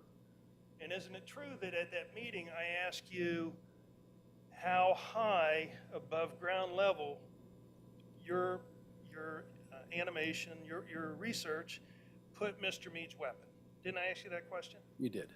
And at that point you said you didn't know, but that you could get that information, true? Yes, You would have to open up the software and do a little work, but nonetheless, you could provide that information, right? true. And isn't it true that you, Mr. Shore talked about a supplemental report. You prepared a supplemental report, right? Yes. January 6, 2026, I believe? Don't recall the date. Right. That sounds right. A couple of weeks after we met, right? Yes. And you, in that 2 or 3 week interval, opened up the software, your computer, right? Yes. And you carefully determined the height of that weapon when it was shot, correct? Correct. And that was important for you to determine that and to be accurate, right? Yes. Because I asked you what it was, right? Yes. And isn't it true that in your supplemental report that's dated January 6th of 2026, trust me on that, I've read it many, many times, that you stated that the weapon was 65.3 inches above the ground. Yes. So 65.3 inches is what, almost 5.5 feet off the ground, right? 5, yes. Yep. And you also built in a measurement tolerance, didn't you? Yes, And the measurement tolerance was plus or minus 1 inch, right? correct. So if our starting point 65.3 inches, it could be as high as 66.3 or as low as 64.3 inches, right? Yes, So if it's the highest, then we're more than 5.5 feet off the ground. That weapon is, right? true. And from your, I know that Mr. Schroyer asked you about all the information that you examined in this case. Did you determine that there was a sight on top of the barrel? I don't recall. Do you recall Mr. Meade's statement about using a red dot sight? Does that ring a bell? It does ring a bell. And would you agree that a red dot sight sits above the barrel? Yes, You know how high above the barrel the red dot sight sits? I don't. So you don't know how high that red dot sight is above ground level. Is that right? Correct. Now, you stated in your direct examination testimony that Mr. Goodson was 74 inches tall, I think? Yes, Right? Okay. Now, let's assume that Mr. Meade's the same height. He's 74 inches tall. And the weapon is 65.3. Let's just use right in the middle, 65.3 inches above ground level. Isn't it true that if we're using those two values, we have the 74 inches, 65, that it would be roughly 9 inches below Mr. Meade's head when it was fired? Isn't that right? yes, And you stated that you've never fired this weapon before, right? true, And you don't know the recoil on the weapon, right? true.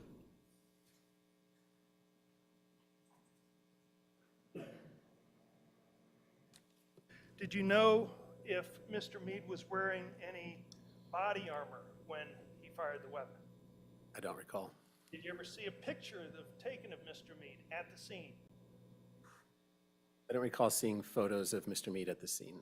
So you don't? True.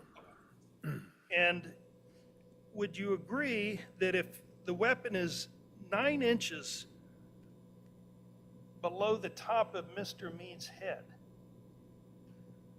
that that's not a very secure way to fire that weapon? I wouldn't agree or disagree. And we're talking about where the bullet emerges from the gun being that location, right? And if he's 74 inches tall, and the height of the head is around 7 inches, and you get about 4 inches for the neck, that I can't tell you whether or not that's a stable or not a stable position. So let's say that my head may be big and not much in it, but it's let's say it's 7 inches tall. You got 2 inches below that. You're barely at my shoulder at that point, right? Correct. But one thing that's not being considered here is the height of whatever footwear he's wearing as well. So we're talking about, when I did the reconstruction, we're looking at the height of the barrel above the ground. So we're talking about 65.3 inches above the ground. So if he's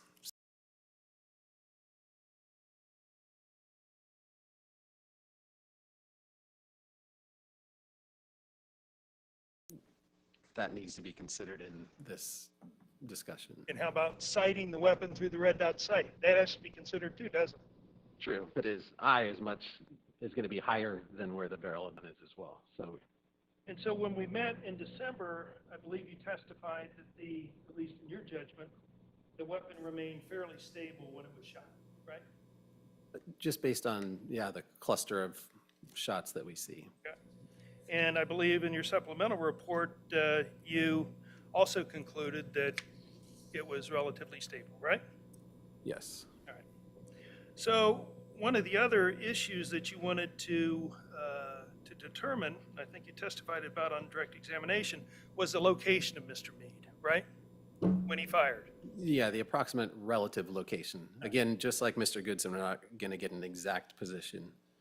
Because Mr. Meade didn't go out and draw an X on the ground and say this is where it was, right? True. And so that was an important determination, at least trying to approximate where Mr. Meade was when he shot, right? Correct. And you referenced that in your August 13th, 2025 report, right? True. And we know that Mr. Meade generally was outside the fence, correct? Yes. He had to be outside the fence, right? Correct. And the reason you know he had to be outside the fence was because of the collection of bullet casings or shell casings that you previously testified about, right? Yes. And they were all six laying, maybe not neatly grouped, but close to one another along the fence line, right? Agree. And did you ever test, so we know that he's outside the fence, but we need to also approximate where he is relative to the bullet casings, right? Approximately. And did you test Mr. Meade's duty rifle to determine the ejection pattern? In other words, how far the shell casings are ejected in the port? I did not. Do you know if that was determined by anyone? I didn't see any information. I feel like I've heard that there was some test firings, but I haven't seen any evidence of that or any results from that. So we know that they're ejected to the right because semi-automatic firearms are, right? Or automatic, right? Yes. So that's consistent with where the casings are. And in our prior meeting, isn't it true, we talked about how shell casings are considered to be transient evidence. Remember that? Yes. And transient evidence is evidence that's easily moved, right? True. Kicked around, right? It can be, yes. And as you said, it could have been hitting the shell casings could hit the fence and reposition themselves when they fall, right? Yes. And so you would agree that shell casings and their location would not be a very reliable way to determine the location of the shooter. Isn't that true? It just depends on the resolution you're going for. I mean, in a general location, as I discussed during my direct testimony, they are good for that, knowing he had to be standing to the left of those bullet casings and also knowing that he was shooting through the open fence. But as far as pinpointing, within a few inches, I agree with that. So precision is not going to be the result if we're relying on the location of the bullet casings, right? Or shell casings, right? True. And I believe you said that you placed Mr. Meade 11 feet away from the door when the weapon was fired, right? True. And Mr. Meade, he estimated that he was 10 to 15 feet, right? Correct. And so in that regard, your conclusion about the location and Mr. Meade's estimation aren't that far off, right? True. So let's talk about the bullets that go into the mesh screen, correct? Okay. And we have 3 that go into the mesh screen, right? Yes. And I believe that you anchored those 3 to wounds on Mr. Goodson, the lower part of his back and buttocks, right? Yes. They lined up well, right? Yes. And Dr. DeMullen also anchored those to those 3 wounds, correct? Yes. All right. So you're in agreement there, aren't you? Correct. And the fact that the bullets went through the mesh screen, they assist you in determining the trajectory of those rounds, correct? Yes. Because it's pretty easily done with the dowels and rods and things through the mesh screen, right? Yes. And I believe in your report dated August 13, 2025, you labeled the 3 bullets going through the mesh screen as bullets 4, 5, 6. Do you remember that? Yes. And we also have bullets that either nick the mesh screen or travel above the mesh screen, right? Yes. So we have 1 nick and we have 2 that travel above the mesh screen, correct? Yes. And unlike bullets 4, 5, 6, and I think these are 1, 2, 3, right? Yes. And so unlike 4, 5, 6, bullets 1, 2, 3, they didn't travel through a medium that makes their trajectory determination that well known. Would you agree with that? Yes, as far as going, yeah, we don't see any bullet strike evidence in the environment from those top 3 bullets, other than the one at the top of the screen. Now, let's talk about bullets traveling through an object. In the field, that's known as an intervening object, or I've I've heard intermediary object. Which would you prefer? They both mean Either? the same thing to me, as long as we know it's an object Potato, that's potato. All right. between the gun and the ultimate target. And so you would agree that the mesh screen, in this case, was an intervening object, right? Yes, And so the bullet hits the intervening object and is impacted by the mesh screen before traveling into Mr. Goodson's body, right? yes, And if safety glass was in the door when a bullet traveled above the mesh screen, or maybe even through the mesh screen itself, the safety glass would also be an intervening object, right? yes, And you would agree that at least 4 of the bullets passed through or grazed an intervening object before entering Mr. Goodson's body, right? yes, So we have the 3 through the mesh screen and the neck, right? yes, And there could be 5 if one of the shots above the screen was first and the safety glass hadn't been broken out, right? correct, It's either 4 or 5, we don't know that, right? right, And so you know from your work that when a bullet leaves the muzzle of the gun, it's kind of spiraling like a football, right? yes, That's the purpose of the lands and grooves and the barrels to impart that spiral, right? yes, And if it doesn't impact an intervening object, isn't it true that when that round hits a body, it makes what's called a typical wound, correct? a space typical wound, a normal, yes. You mean not atypical, Yeah, that's right, okay. Yeah, we'll get to atypical in a minute. got it, But it's a typical wound, right? yes, It's a round wound, right? typically, yes, Easily identifiable as a round that hadn't passed through an intervening object, right? right, Now, you would agree that if a bullet or a projectile travels through an intervening object, then it could start to get out of the spiraling position that it was in and could tumble end over end, right?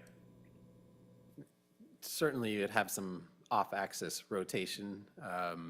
Depending on the medium, I don't know that you get to end over end with Okay. that, but certainly It could something other than the, yeah, How about wobble? Side to yes, side. yeah, Okay. So, and you called that, you used a fancy phrase there, off-axis rotation? yes, All sorry, right. So that's your way of saying either wobble or maybe even a tumble, correct? correct, All right. Now, would you agree that a bullet could change its direction after passing through an intervening object? yes, slightly, All right. And you would also agree that a bullet could fragment once it passed through an intervening object, correct? correct, It could split apart, right?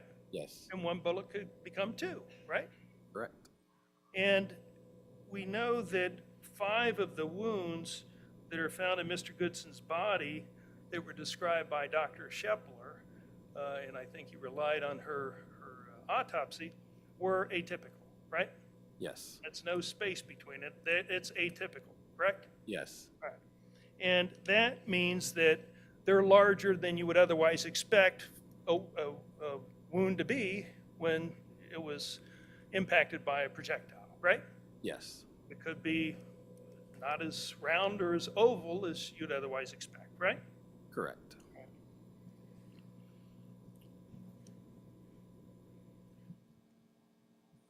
And would you also agree that atypical wounds are expected to be present when you have a projectile traveling through an intervening object? I don't know that it's expected, but it certainly wouldn't be unexpected, Okay, so it wouldn't surprise you, right? That would be one way to explain the atypical wound, correct? yes, All right.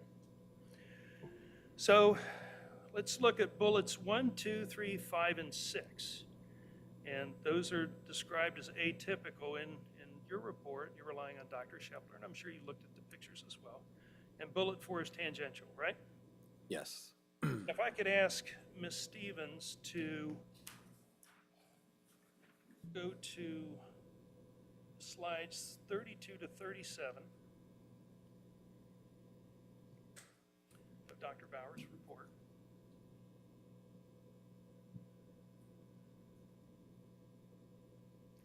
All right, you testified about this, right?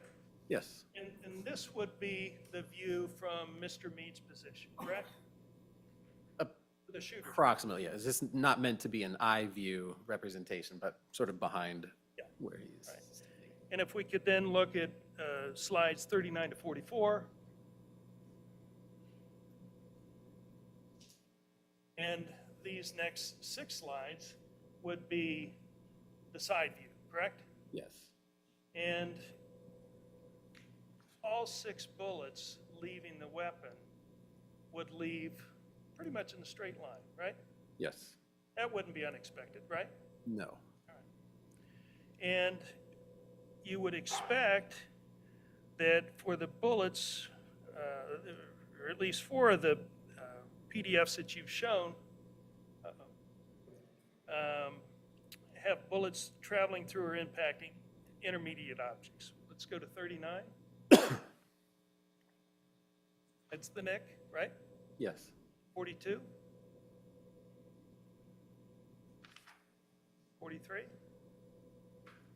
And 44. And so the last 3 are the mesh screenshots. The first one's in the neck, correct? yes, And isn't it true that in all of those shots, all 4, that the line leaving the gun, which represents the projectile, correct? correct, Those are all in a straight line, right? yes, And isn't it true that in all of those shots, that once there's impact with a mesh screen, or there's a nick with a mesh screen, that the rounds continue in a straight line after that? Isn't that true? yes, Every one of them, right? yes, There is no tumble, right? correct, There's no wobble, right? correct, There's no fragment, right? correct, Matter of fact, those rounds don't change direction in any way, shape, or form. Isn't that right? yes, And again, you're not ordering the shots. In other words, you're not saying first, second, third, fourth, fifth, sixth in any of your slides, right? true, I think you said to Mr. Schroyer that's something that you just don't know, right? true, This could be first or last. You just simply don't know, right? yes, And again, that's something you agreed with Dr. Bauer, right? He can't order the shots either, right? Dr. Desmond. You're going to get a new name. True. Yes, Oh, I'm sorry.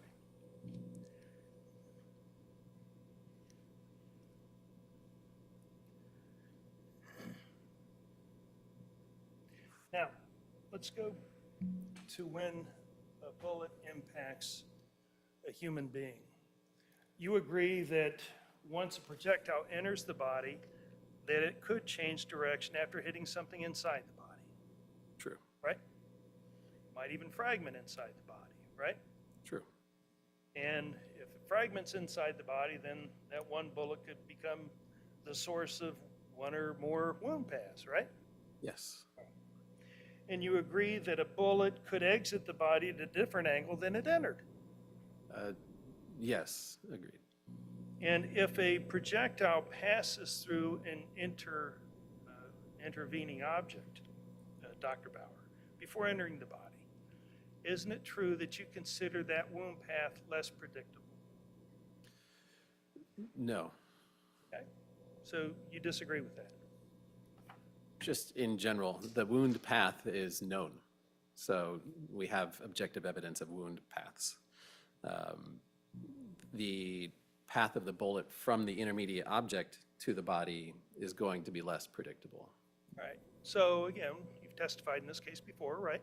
Yes, And you weren't here, but you were under oath, right? yes, Realized there was a court reporter like Ms. Coots taking down every word, yes, every question I asked, yes, every answer you gave, right? yes, And isn't it true that I ask you the following question? It says, would you agree that if a projectile passes through an intervening object, Dr. Bauer, before it enters the body, that the wound path would be less predictable? And you answered yes. yeah, and I guess I'm clarifying, You're clarifying. yes, because since we know the path, what's unpredictable is the intermediate object to the person, because we don't know how that object could potentially deflect the bullet or the shard. Let me ask you a question. But if we know the angle that it hits the body, that is a predictable wound path. So I guess trying to mince words there and be a little bit more specific. Well, I don't want to mince words, but was my question unclear when I asked it back in December of 2025? No, I think maybe I didn't consider it carefully enough. Now that I've, Consider it carefully enough. Is this a serious matter for you, Dr. Bauer? absolutely, but when you're talking about theoretical versus what we know about a wound path, I just wanted to clarify the answer to that question now. Did I rush you in answering the question, Dr. Bauer? No, I don't Did you believe so. ask me to clarify my question, Dr. Bauer? No, I didn't need clarity at the time, but I've had time to think about it. And so your answer under oath now is different than your answer under oath back in December of 2025. Is that what you're telling us?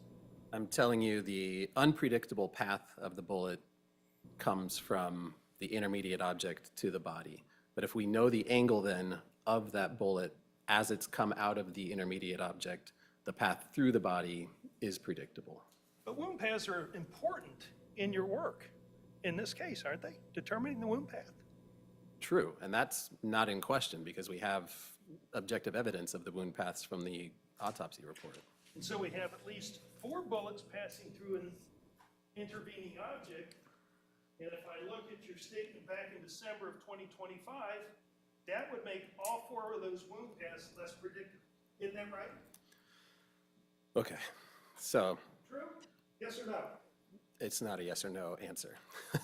It's, if there was no intervening object and we had a position of a gun and a position of a body, we can absolutely predict what that wound path is going to be. If we have a gun, an intervening object, and a body, the eventual wound path will be unpredictable if it passes through that intermediate object, theoretically, hypothetically. But in this case, we know the wound paths. So we have objective evidence of how the bullet or bullet fragments passed through the body in which to be able to position the body at the time it was struck by a bullet or fragment. Okay. So now we're all clear. Now you understand the question, and now you have a different answer, right? I don't believe so.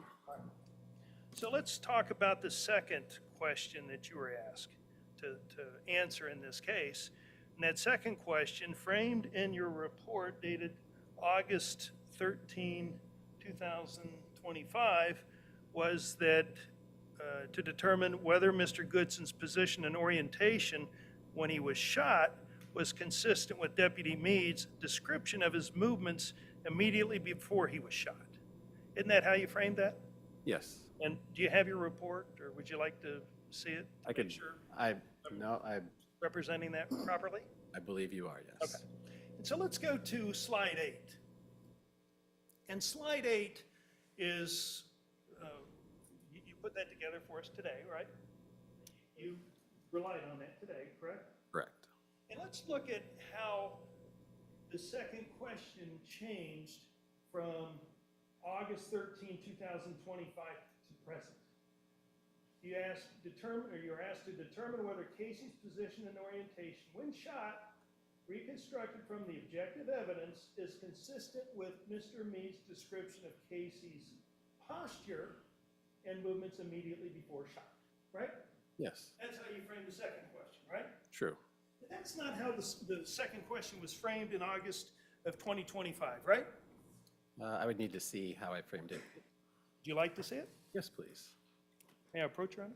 You may.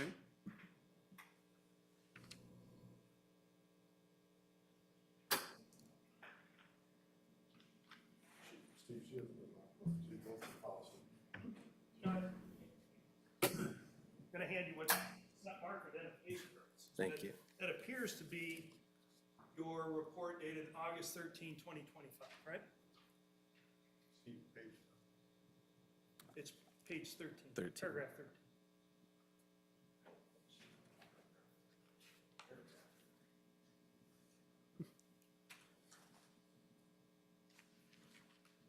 Yes. So nowhere in this document, Dr. Bauer, were you asked to determine the posture of Casey Goodson. Isn't that right? I added posture to this for clarity because position and orientation mean the same thing. Okay.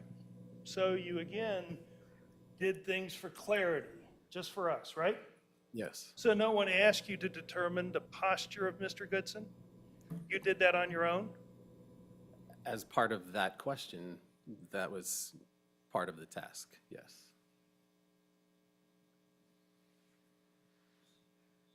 Now let's go back to the 3D stills that are part of your slideshow and go to slide 32.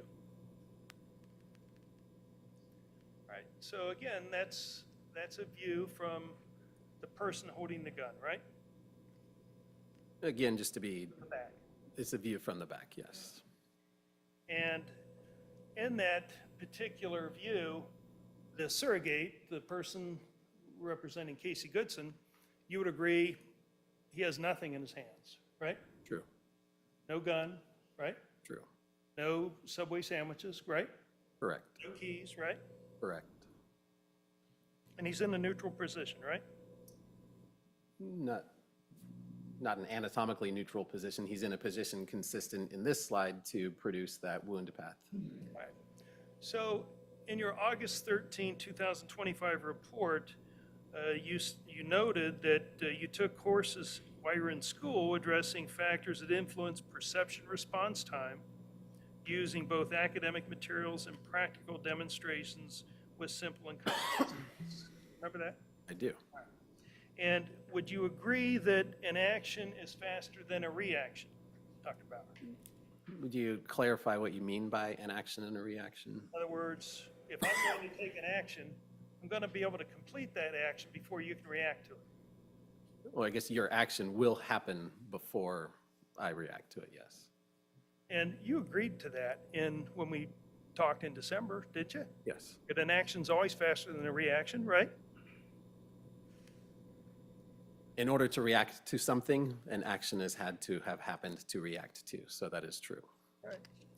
Matter of fact, I asked you the question, would you agree that an action is quicker than a reaction, Dr. Bauer? And you said, yes, yes. You've read studies on that, haven't you? Certainly. Do you remember that? Yes, So there's no mincing words there, is there? technically there is. It's if the action is to raise a hand and the reaction is to take 2 steps to the left, that reaction takes longer than the action. Or if the action was for someone to sprint at you and the reaction is to fire a gun if you had it up, that reaction, the actual time to do the reaction is faster than that complete action. So just being nitpicky, but Being always to react to something is going to happen after the action. Thank you for clarifying that. Again, was my question somehow muddled in December of 2025? No. Did you not understand it? I understood you. And under oath, you said, yes, I've read studies about that, right? Correct. But now you've changed that, right? You've clarified that, right? I have clarified that All right. and still agree with that. Now, are you familiar with studies regarding the speed a human being can rotate their trunk? Yes, And would you agree that those studies support the data that a trunk rotation can occur in a fraction of a second? yes. You have to be specific about how much trunk rotation, but yes, certainly that can happen in a fraction of a second. And would you agree that a young person could rotate their trunk quicker than an old guy like me? You agree with that? It's possible. Being kind. Now, are you familiar with Paul Taylor's 2021 article in the Police Quarterly on officer response times? I know I have reviewed that paper. I haven't reviewed it recently to know the intimate details. It was in Dr. DeMulin's report, right? I believe so, yes. You referenced it, right? I believe so. I would have to look at his report again to verify. And isn't it true that Paul Taylor reported that an officer response time to a perceived threat is between 0.32 and 0.86 seconds. That sounds correct. I would always want to verify with the paper. That wouldn't surprise you though, right? No. Pretty quick, isn't it? Relative to, Snapping your fingers. well, it's slower than snapping your fingers. So would you agree that the instant an officer sees a threat and fires his weapon, Overruled. Let him finish the a question. minimum of a third to 3/4 of a second could pass? I'm going to object, Your Honor. Overruled. Sorry, would you ask that question again? So using that information, in other words, the response time is between 0.32 and 0.86 seconds. Using those values, you would agree that between the instant an officer sees a threat and fires his weapon, a minimum of a third to 3/4 of a second, maybe a little more than 3/4 of a second, passes. Yes. And isn't it true that the surrogate in your studies and slideshows that you put together, you have that person or that surrogate slightly rotated to the right? Yes. So in other words, that surrogate would be going this way, right? Slightly. Yeah, with respect to me, yes. And you've testified that this means that the right side of the surrogate's torso was turned slightly towards the position where Deputy Meade would have been, right? Yes. So you agree with that, right? Yeah. And so you concluded that Mr. Goodson's torso was likely rotated to the right towards Mr. Meade at the time of the shooting, correct? Yes. And did you determine the angle of the rotation? I don't know the number, but certainly it's represented on the top-down view of the figures that I presented, but I didn't ask you about a picture. I said, did you determine the number, the angle? no. Because you said that angles are very important in what you do, correct? True. You testified about that on direct examination, didn't you? I did. And so you don't know the angle that you rotated that torso towards Mr. Meade, right? Correct. I don't have the number in my head, but it exists in that reconstruction. Okay. And do you agree that bullet wounds and pathways through Mr. Goodson's abdomen don't provide you with enough information to tell what his right arm was doing when he was shot? True. That would be also true for the right hand, correct? Correct. So you can't give an opinion as to what Mr. Goodson's right hand or right arm even were doing when he was shot, correct? Correct. Because the bullet wounds and pathways don't afford you enough information to make that judgment, right? True.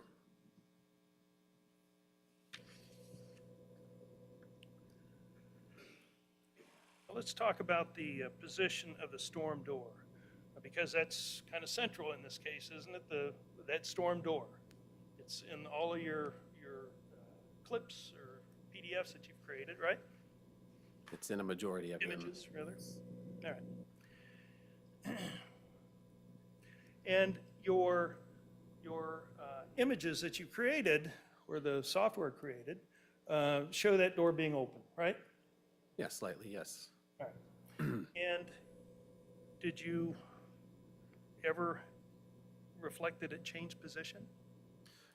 No, not in the reconstruction, but certainly acknowledge that it can change position and likely did change position because this is a dynamic event. The 6 shots happen over a second. So at that time, the door would be moving slightly. And so we know there was a hydraulic closer on the door, right? Yes. Did you ever determine the closing rate of that hydraulic closer? No, I did see video with that, but I did not determine the rate. So I guess we're stuck not knowing what the closing rate of that door was, right? Correct. And when we discussed this case in December of '25, I asked you to provide the angle of the door that you chose in your slides, right? I don't recall. Well,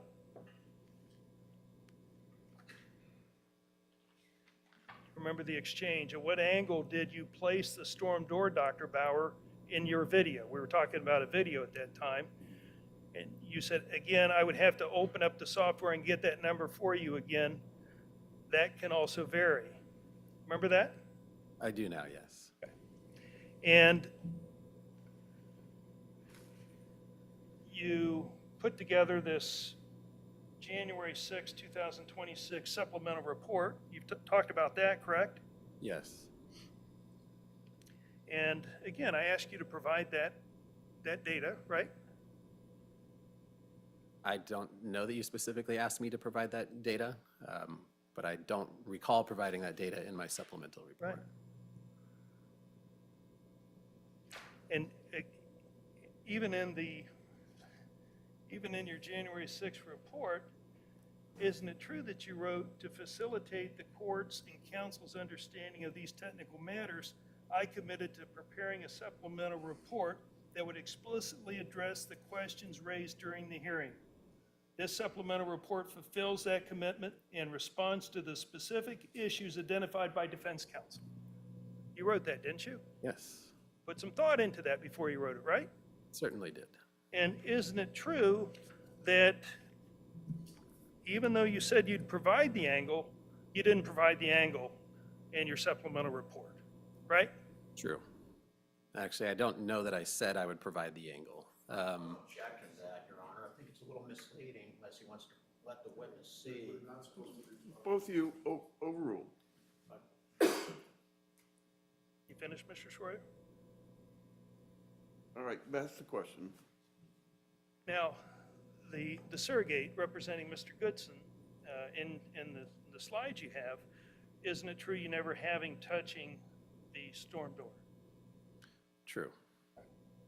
And in Deputy Meade's statement that you partially incorporated into your report, isn't it true that he twice stated that the storm door was resting on Mr. Goodson's back when he shot, right? Objection. I don't know if that's exactly what was said. Overruled. Would you like to see your report? Yes, or I don't recall. I recall there being testimony or statement about the storm door being on Casey's back at some point. I don't recall that it was at the moment that Casey was shot. May I approach, Your Honor? No. It's the August 13, 2025 report, paragraph 10, line 9, paragraph 11, line 2.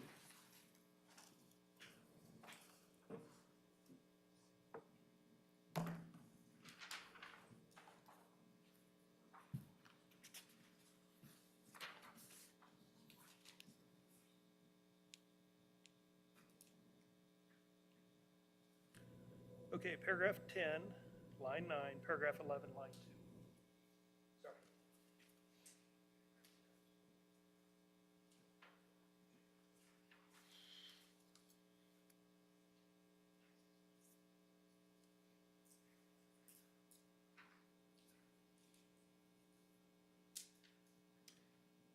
Yeah, so again, the statement says, the suspect appeared to be trying to open the main door. I could not see the suspect's hands as his back was to me and the storm door was resting against his body.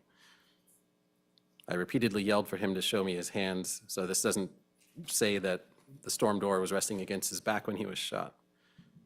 Paragraph 11 says, from the time I got out of my truck until the suspect opened the main door, I could not see his hands since the storm door was resting against his body and he was facing away from me with his back to me. Just before I fired, the suspect had opened the main door and taken a step forward. So again, that doesn't confirm that Mr. Meade claimed that the storm door was against Casey at the time the shots were fired. But Mr. Meade does say that Mr. Goodson began to step forward when he shot, right? Just read that. Yes. So let's talk a little bit about the in the threshold issue, okay? You testified about that, and I think there's some disagreement by you and Dr. DeMullen as far as that possibility, correct? I believe so, yes. And Mr. Meade's statement places Mr. Goodson in the threshold. You would agree with that? Yes, And under oath, Mr. Meade also said that Mr. Goodson was in the threshold when he shot, correct? correct. You saw that in a prior proceeding. If I could go to paragraph 49, or page 49, slide 49. And you noted an inconsistency here, and that is that the objective evidence demonstrates that Casey was not on the concrete porch or landing when he was shot, correct? True, And Mr. Meade never did put him on the concrete pad, right? true, Matter of fact, he always put him in the threshold when he shot, correct? true.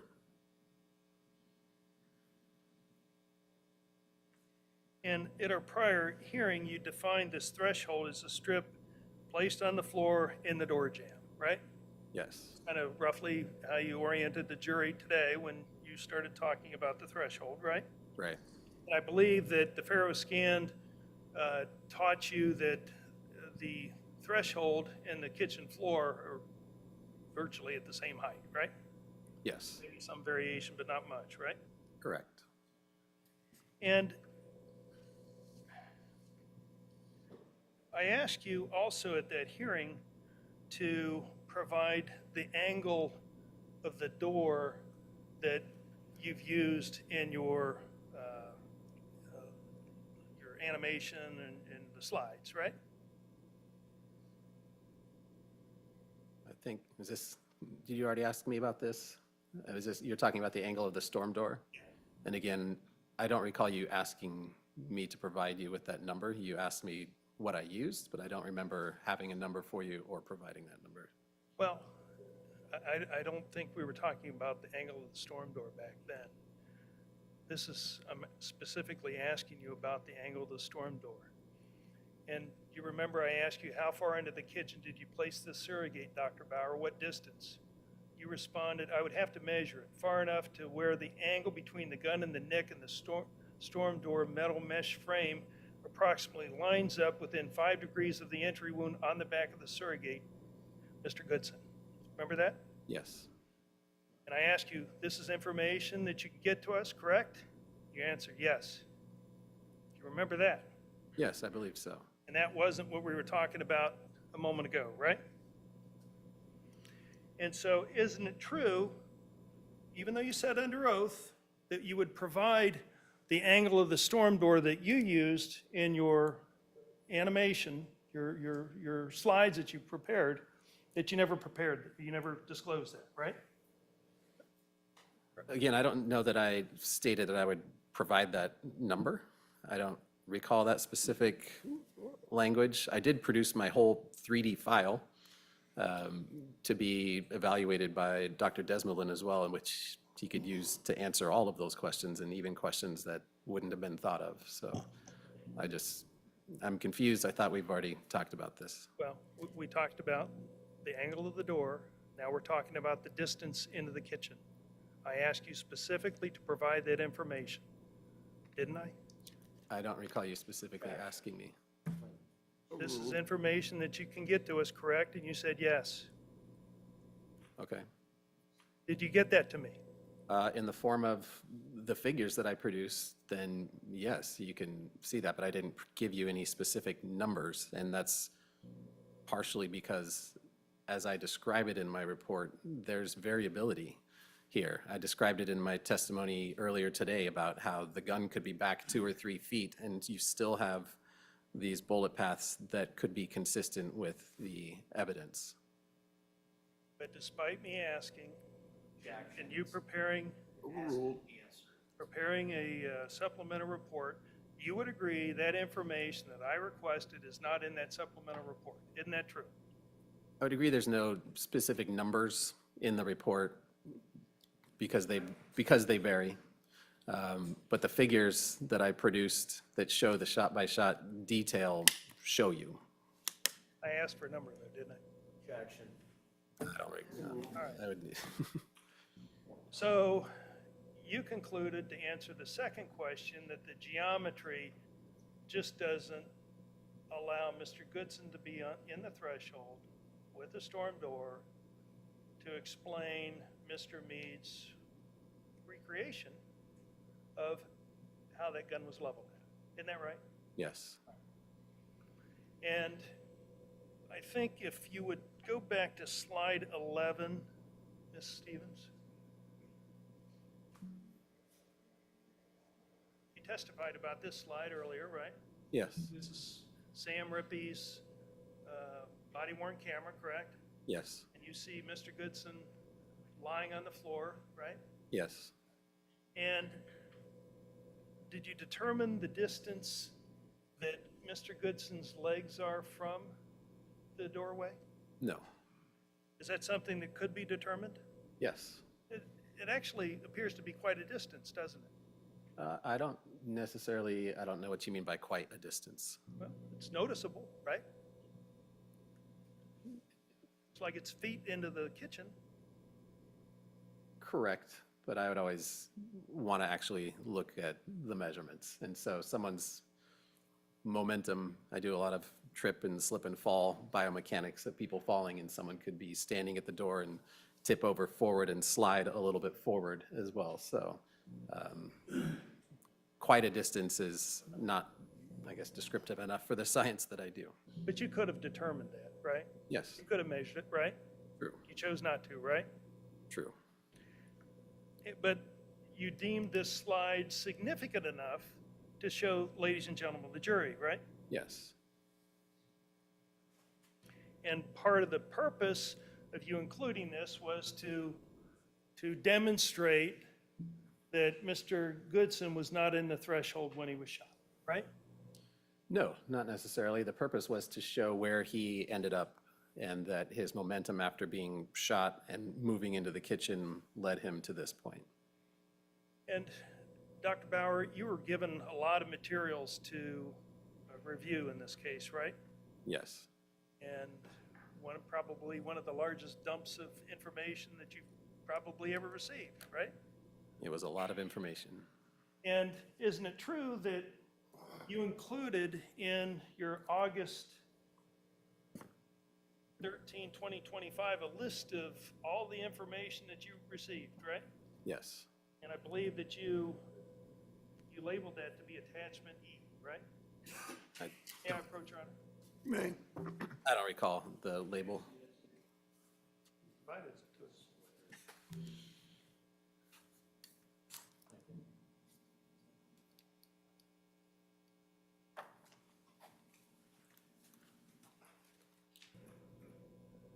Thank you.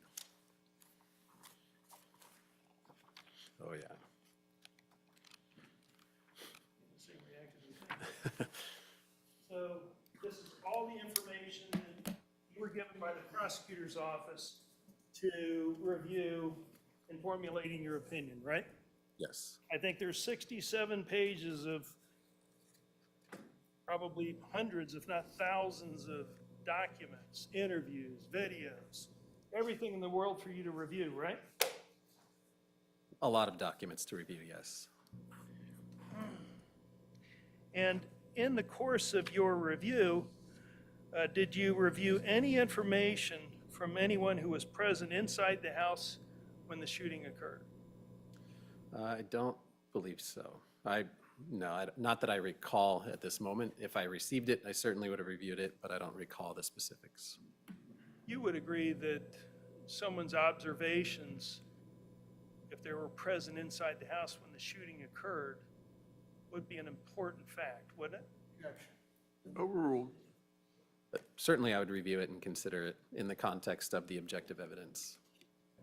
And you would want to test that against maybe your conclusions, right? Yes. And did you know that a person by the name of Sharon Payne was inside that house when the shooting occurred? I believe I did know that someone was in the house at the time of the shooting occurred. About Sharon Payne? Do you know that name? I don't recall offhand. You ever recall reviewing any information about Sharon Payne and what her observations were inside that house? Not as I sit here. I don't recall the specifics. Do you know, or do you know, that within minutes of the shooting, that she ran from her bedroom and peered into the kitchen? I do recall that. You recall that? I recall something along the lines of this witnessing the aftermath, but not someone that actually witnessed the events leading to the shooting. And do you know that when she peered into the kitchen, she saw her grandson lying on the floor? Do you remember that? I don't recall the specifics, no.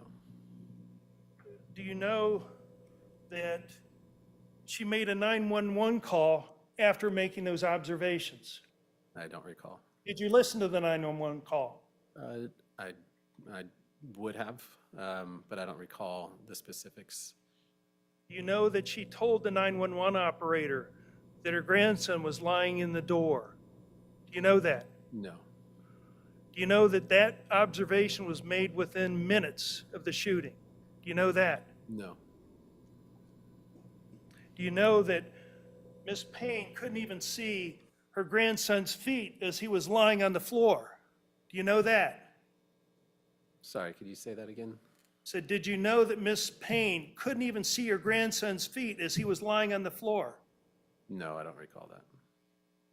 And again, this is an observation from a fact witness right then and there, and you didn't review this?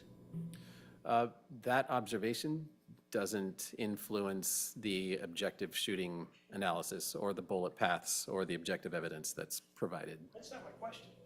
You didn't review it, right? No, I disagree with that. I don't recall specifically reviewing it, but I reviewed all the materials that I was provided. Let's play the 911 call. please. Councilman approach.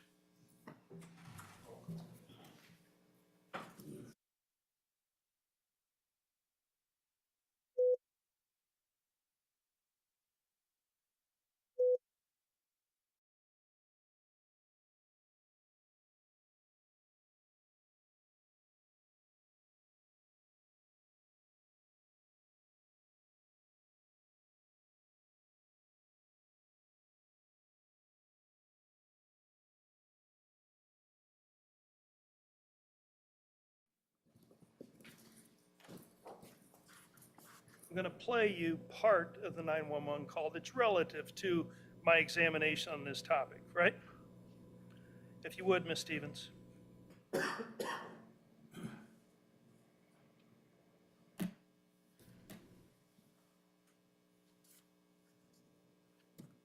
At my house. He lives there with me. So who shot him? I don't know. I just Okay. heard the gunshots and I would get up and he's laying in the door. Okay. Did you hear that? I heard it. In the door? I would love to hear it again. It's not very long. At my house. He lives there Okay. with me. So who shot him? I don't know. I just Okay. heard the gunshots and I would get up and he's laying in the door. Okay. Did you hear that? Yeah, He's laying in the door. That's what she said, right? I do hear that, yes. And would you agree that Miss Payne did not need to create a surrogate to explain her observation? Isn't that true? True, but we also don't know exactly what she means by laying in the door either. Isn't it true that she didn't have to create a 3D animation to explain her observations, right? Overruled. Well, we don't have an explanation for her observations. We don't know what laying in the door means right. from her perspective. And you realize that Miss Payne wasn't paid a dime to make that observation, right? Overruled. I would assume that's true. How much have you been paid to make your observations and conclusions, Dr. Bauer? I believe I've been paid a little over $16,000 to date. 16,000? Yes, How much are you owed? a little over 7. 7,000. Thank you, sir. Any cross-examination? Redirect. Thank you, Your Honor. Mr. Bauer,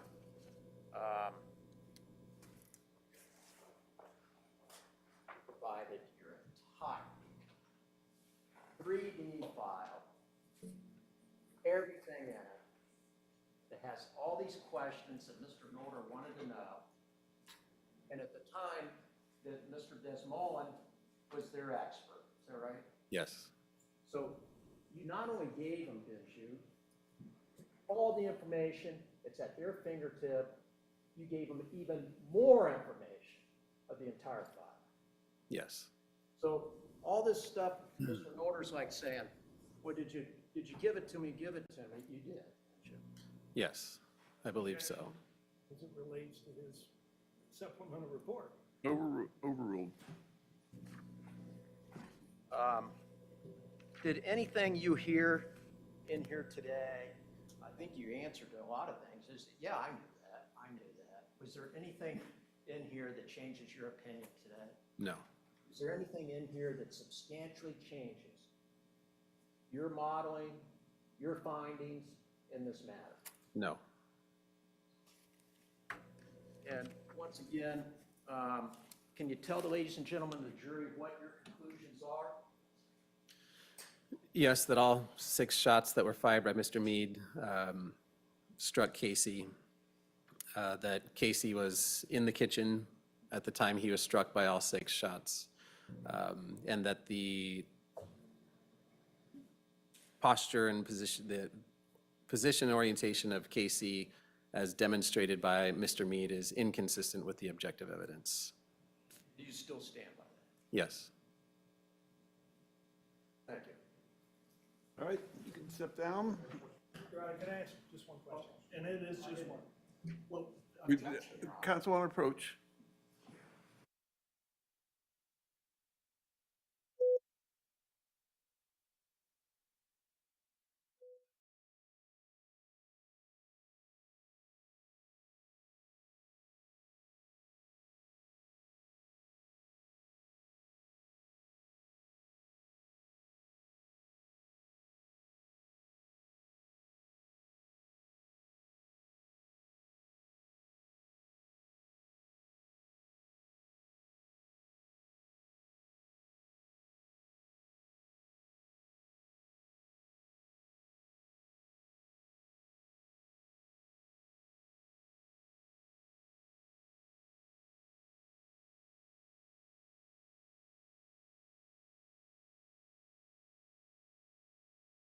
Break for the weekend.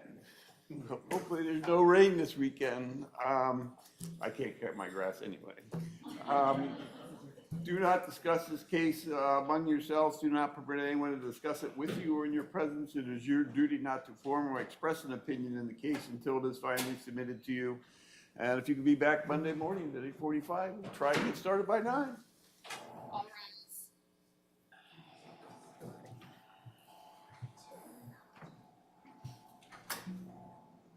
Sue, you're gonna need the rest this weekend.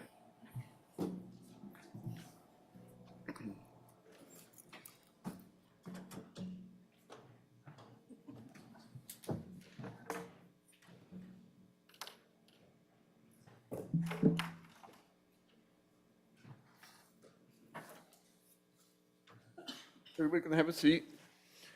What's our schedule on Monday? I think we'll have, at this point at least, we'll have one more witness. Okay. Gunnar, there's an issue with that. We approach. Yeah.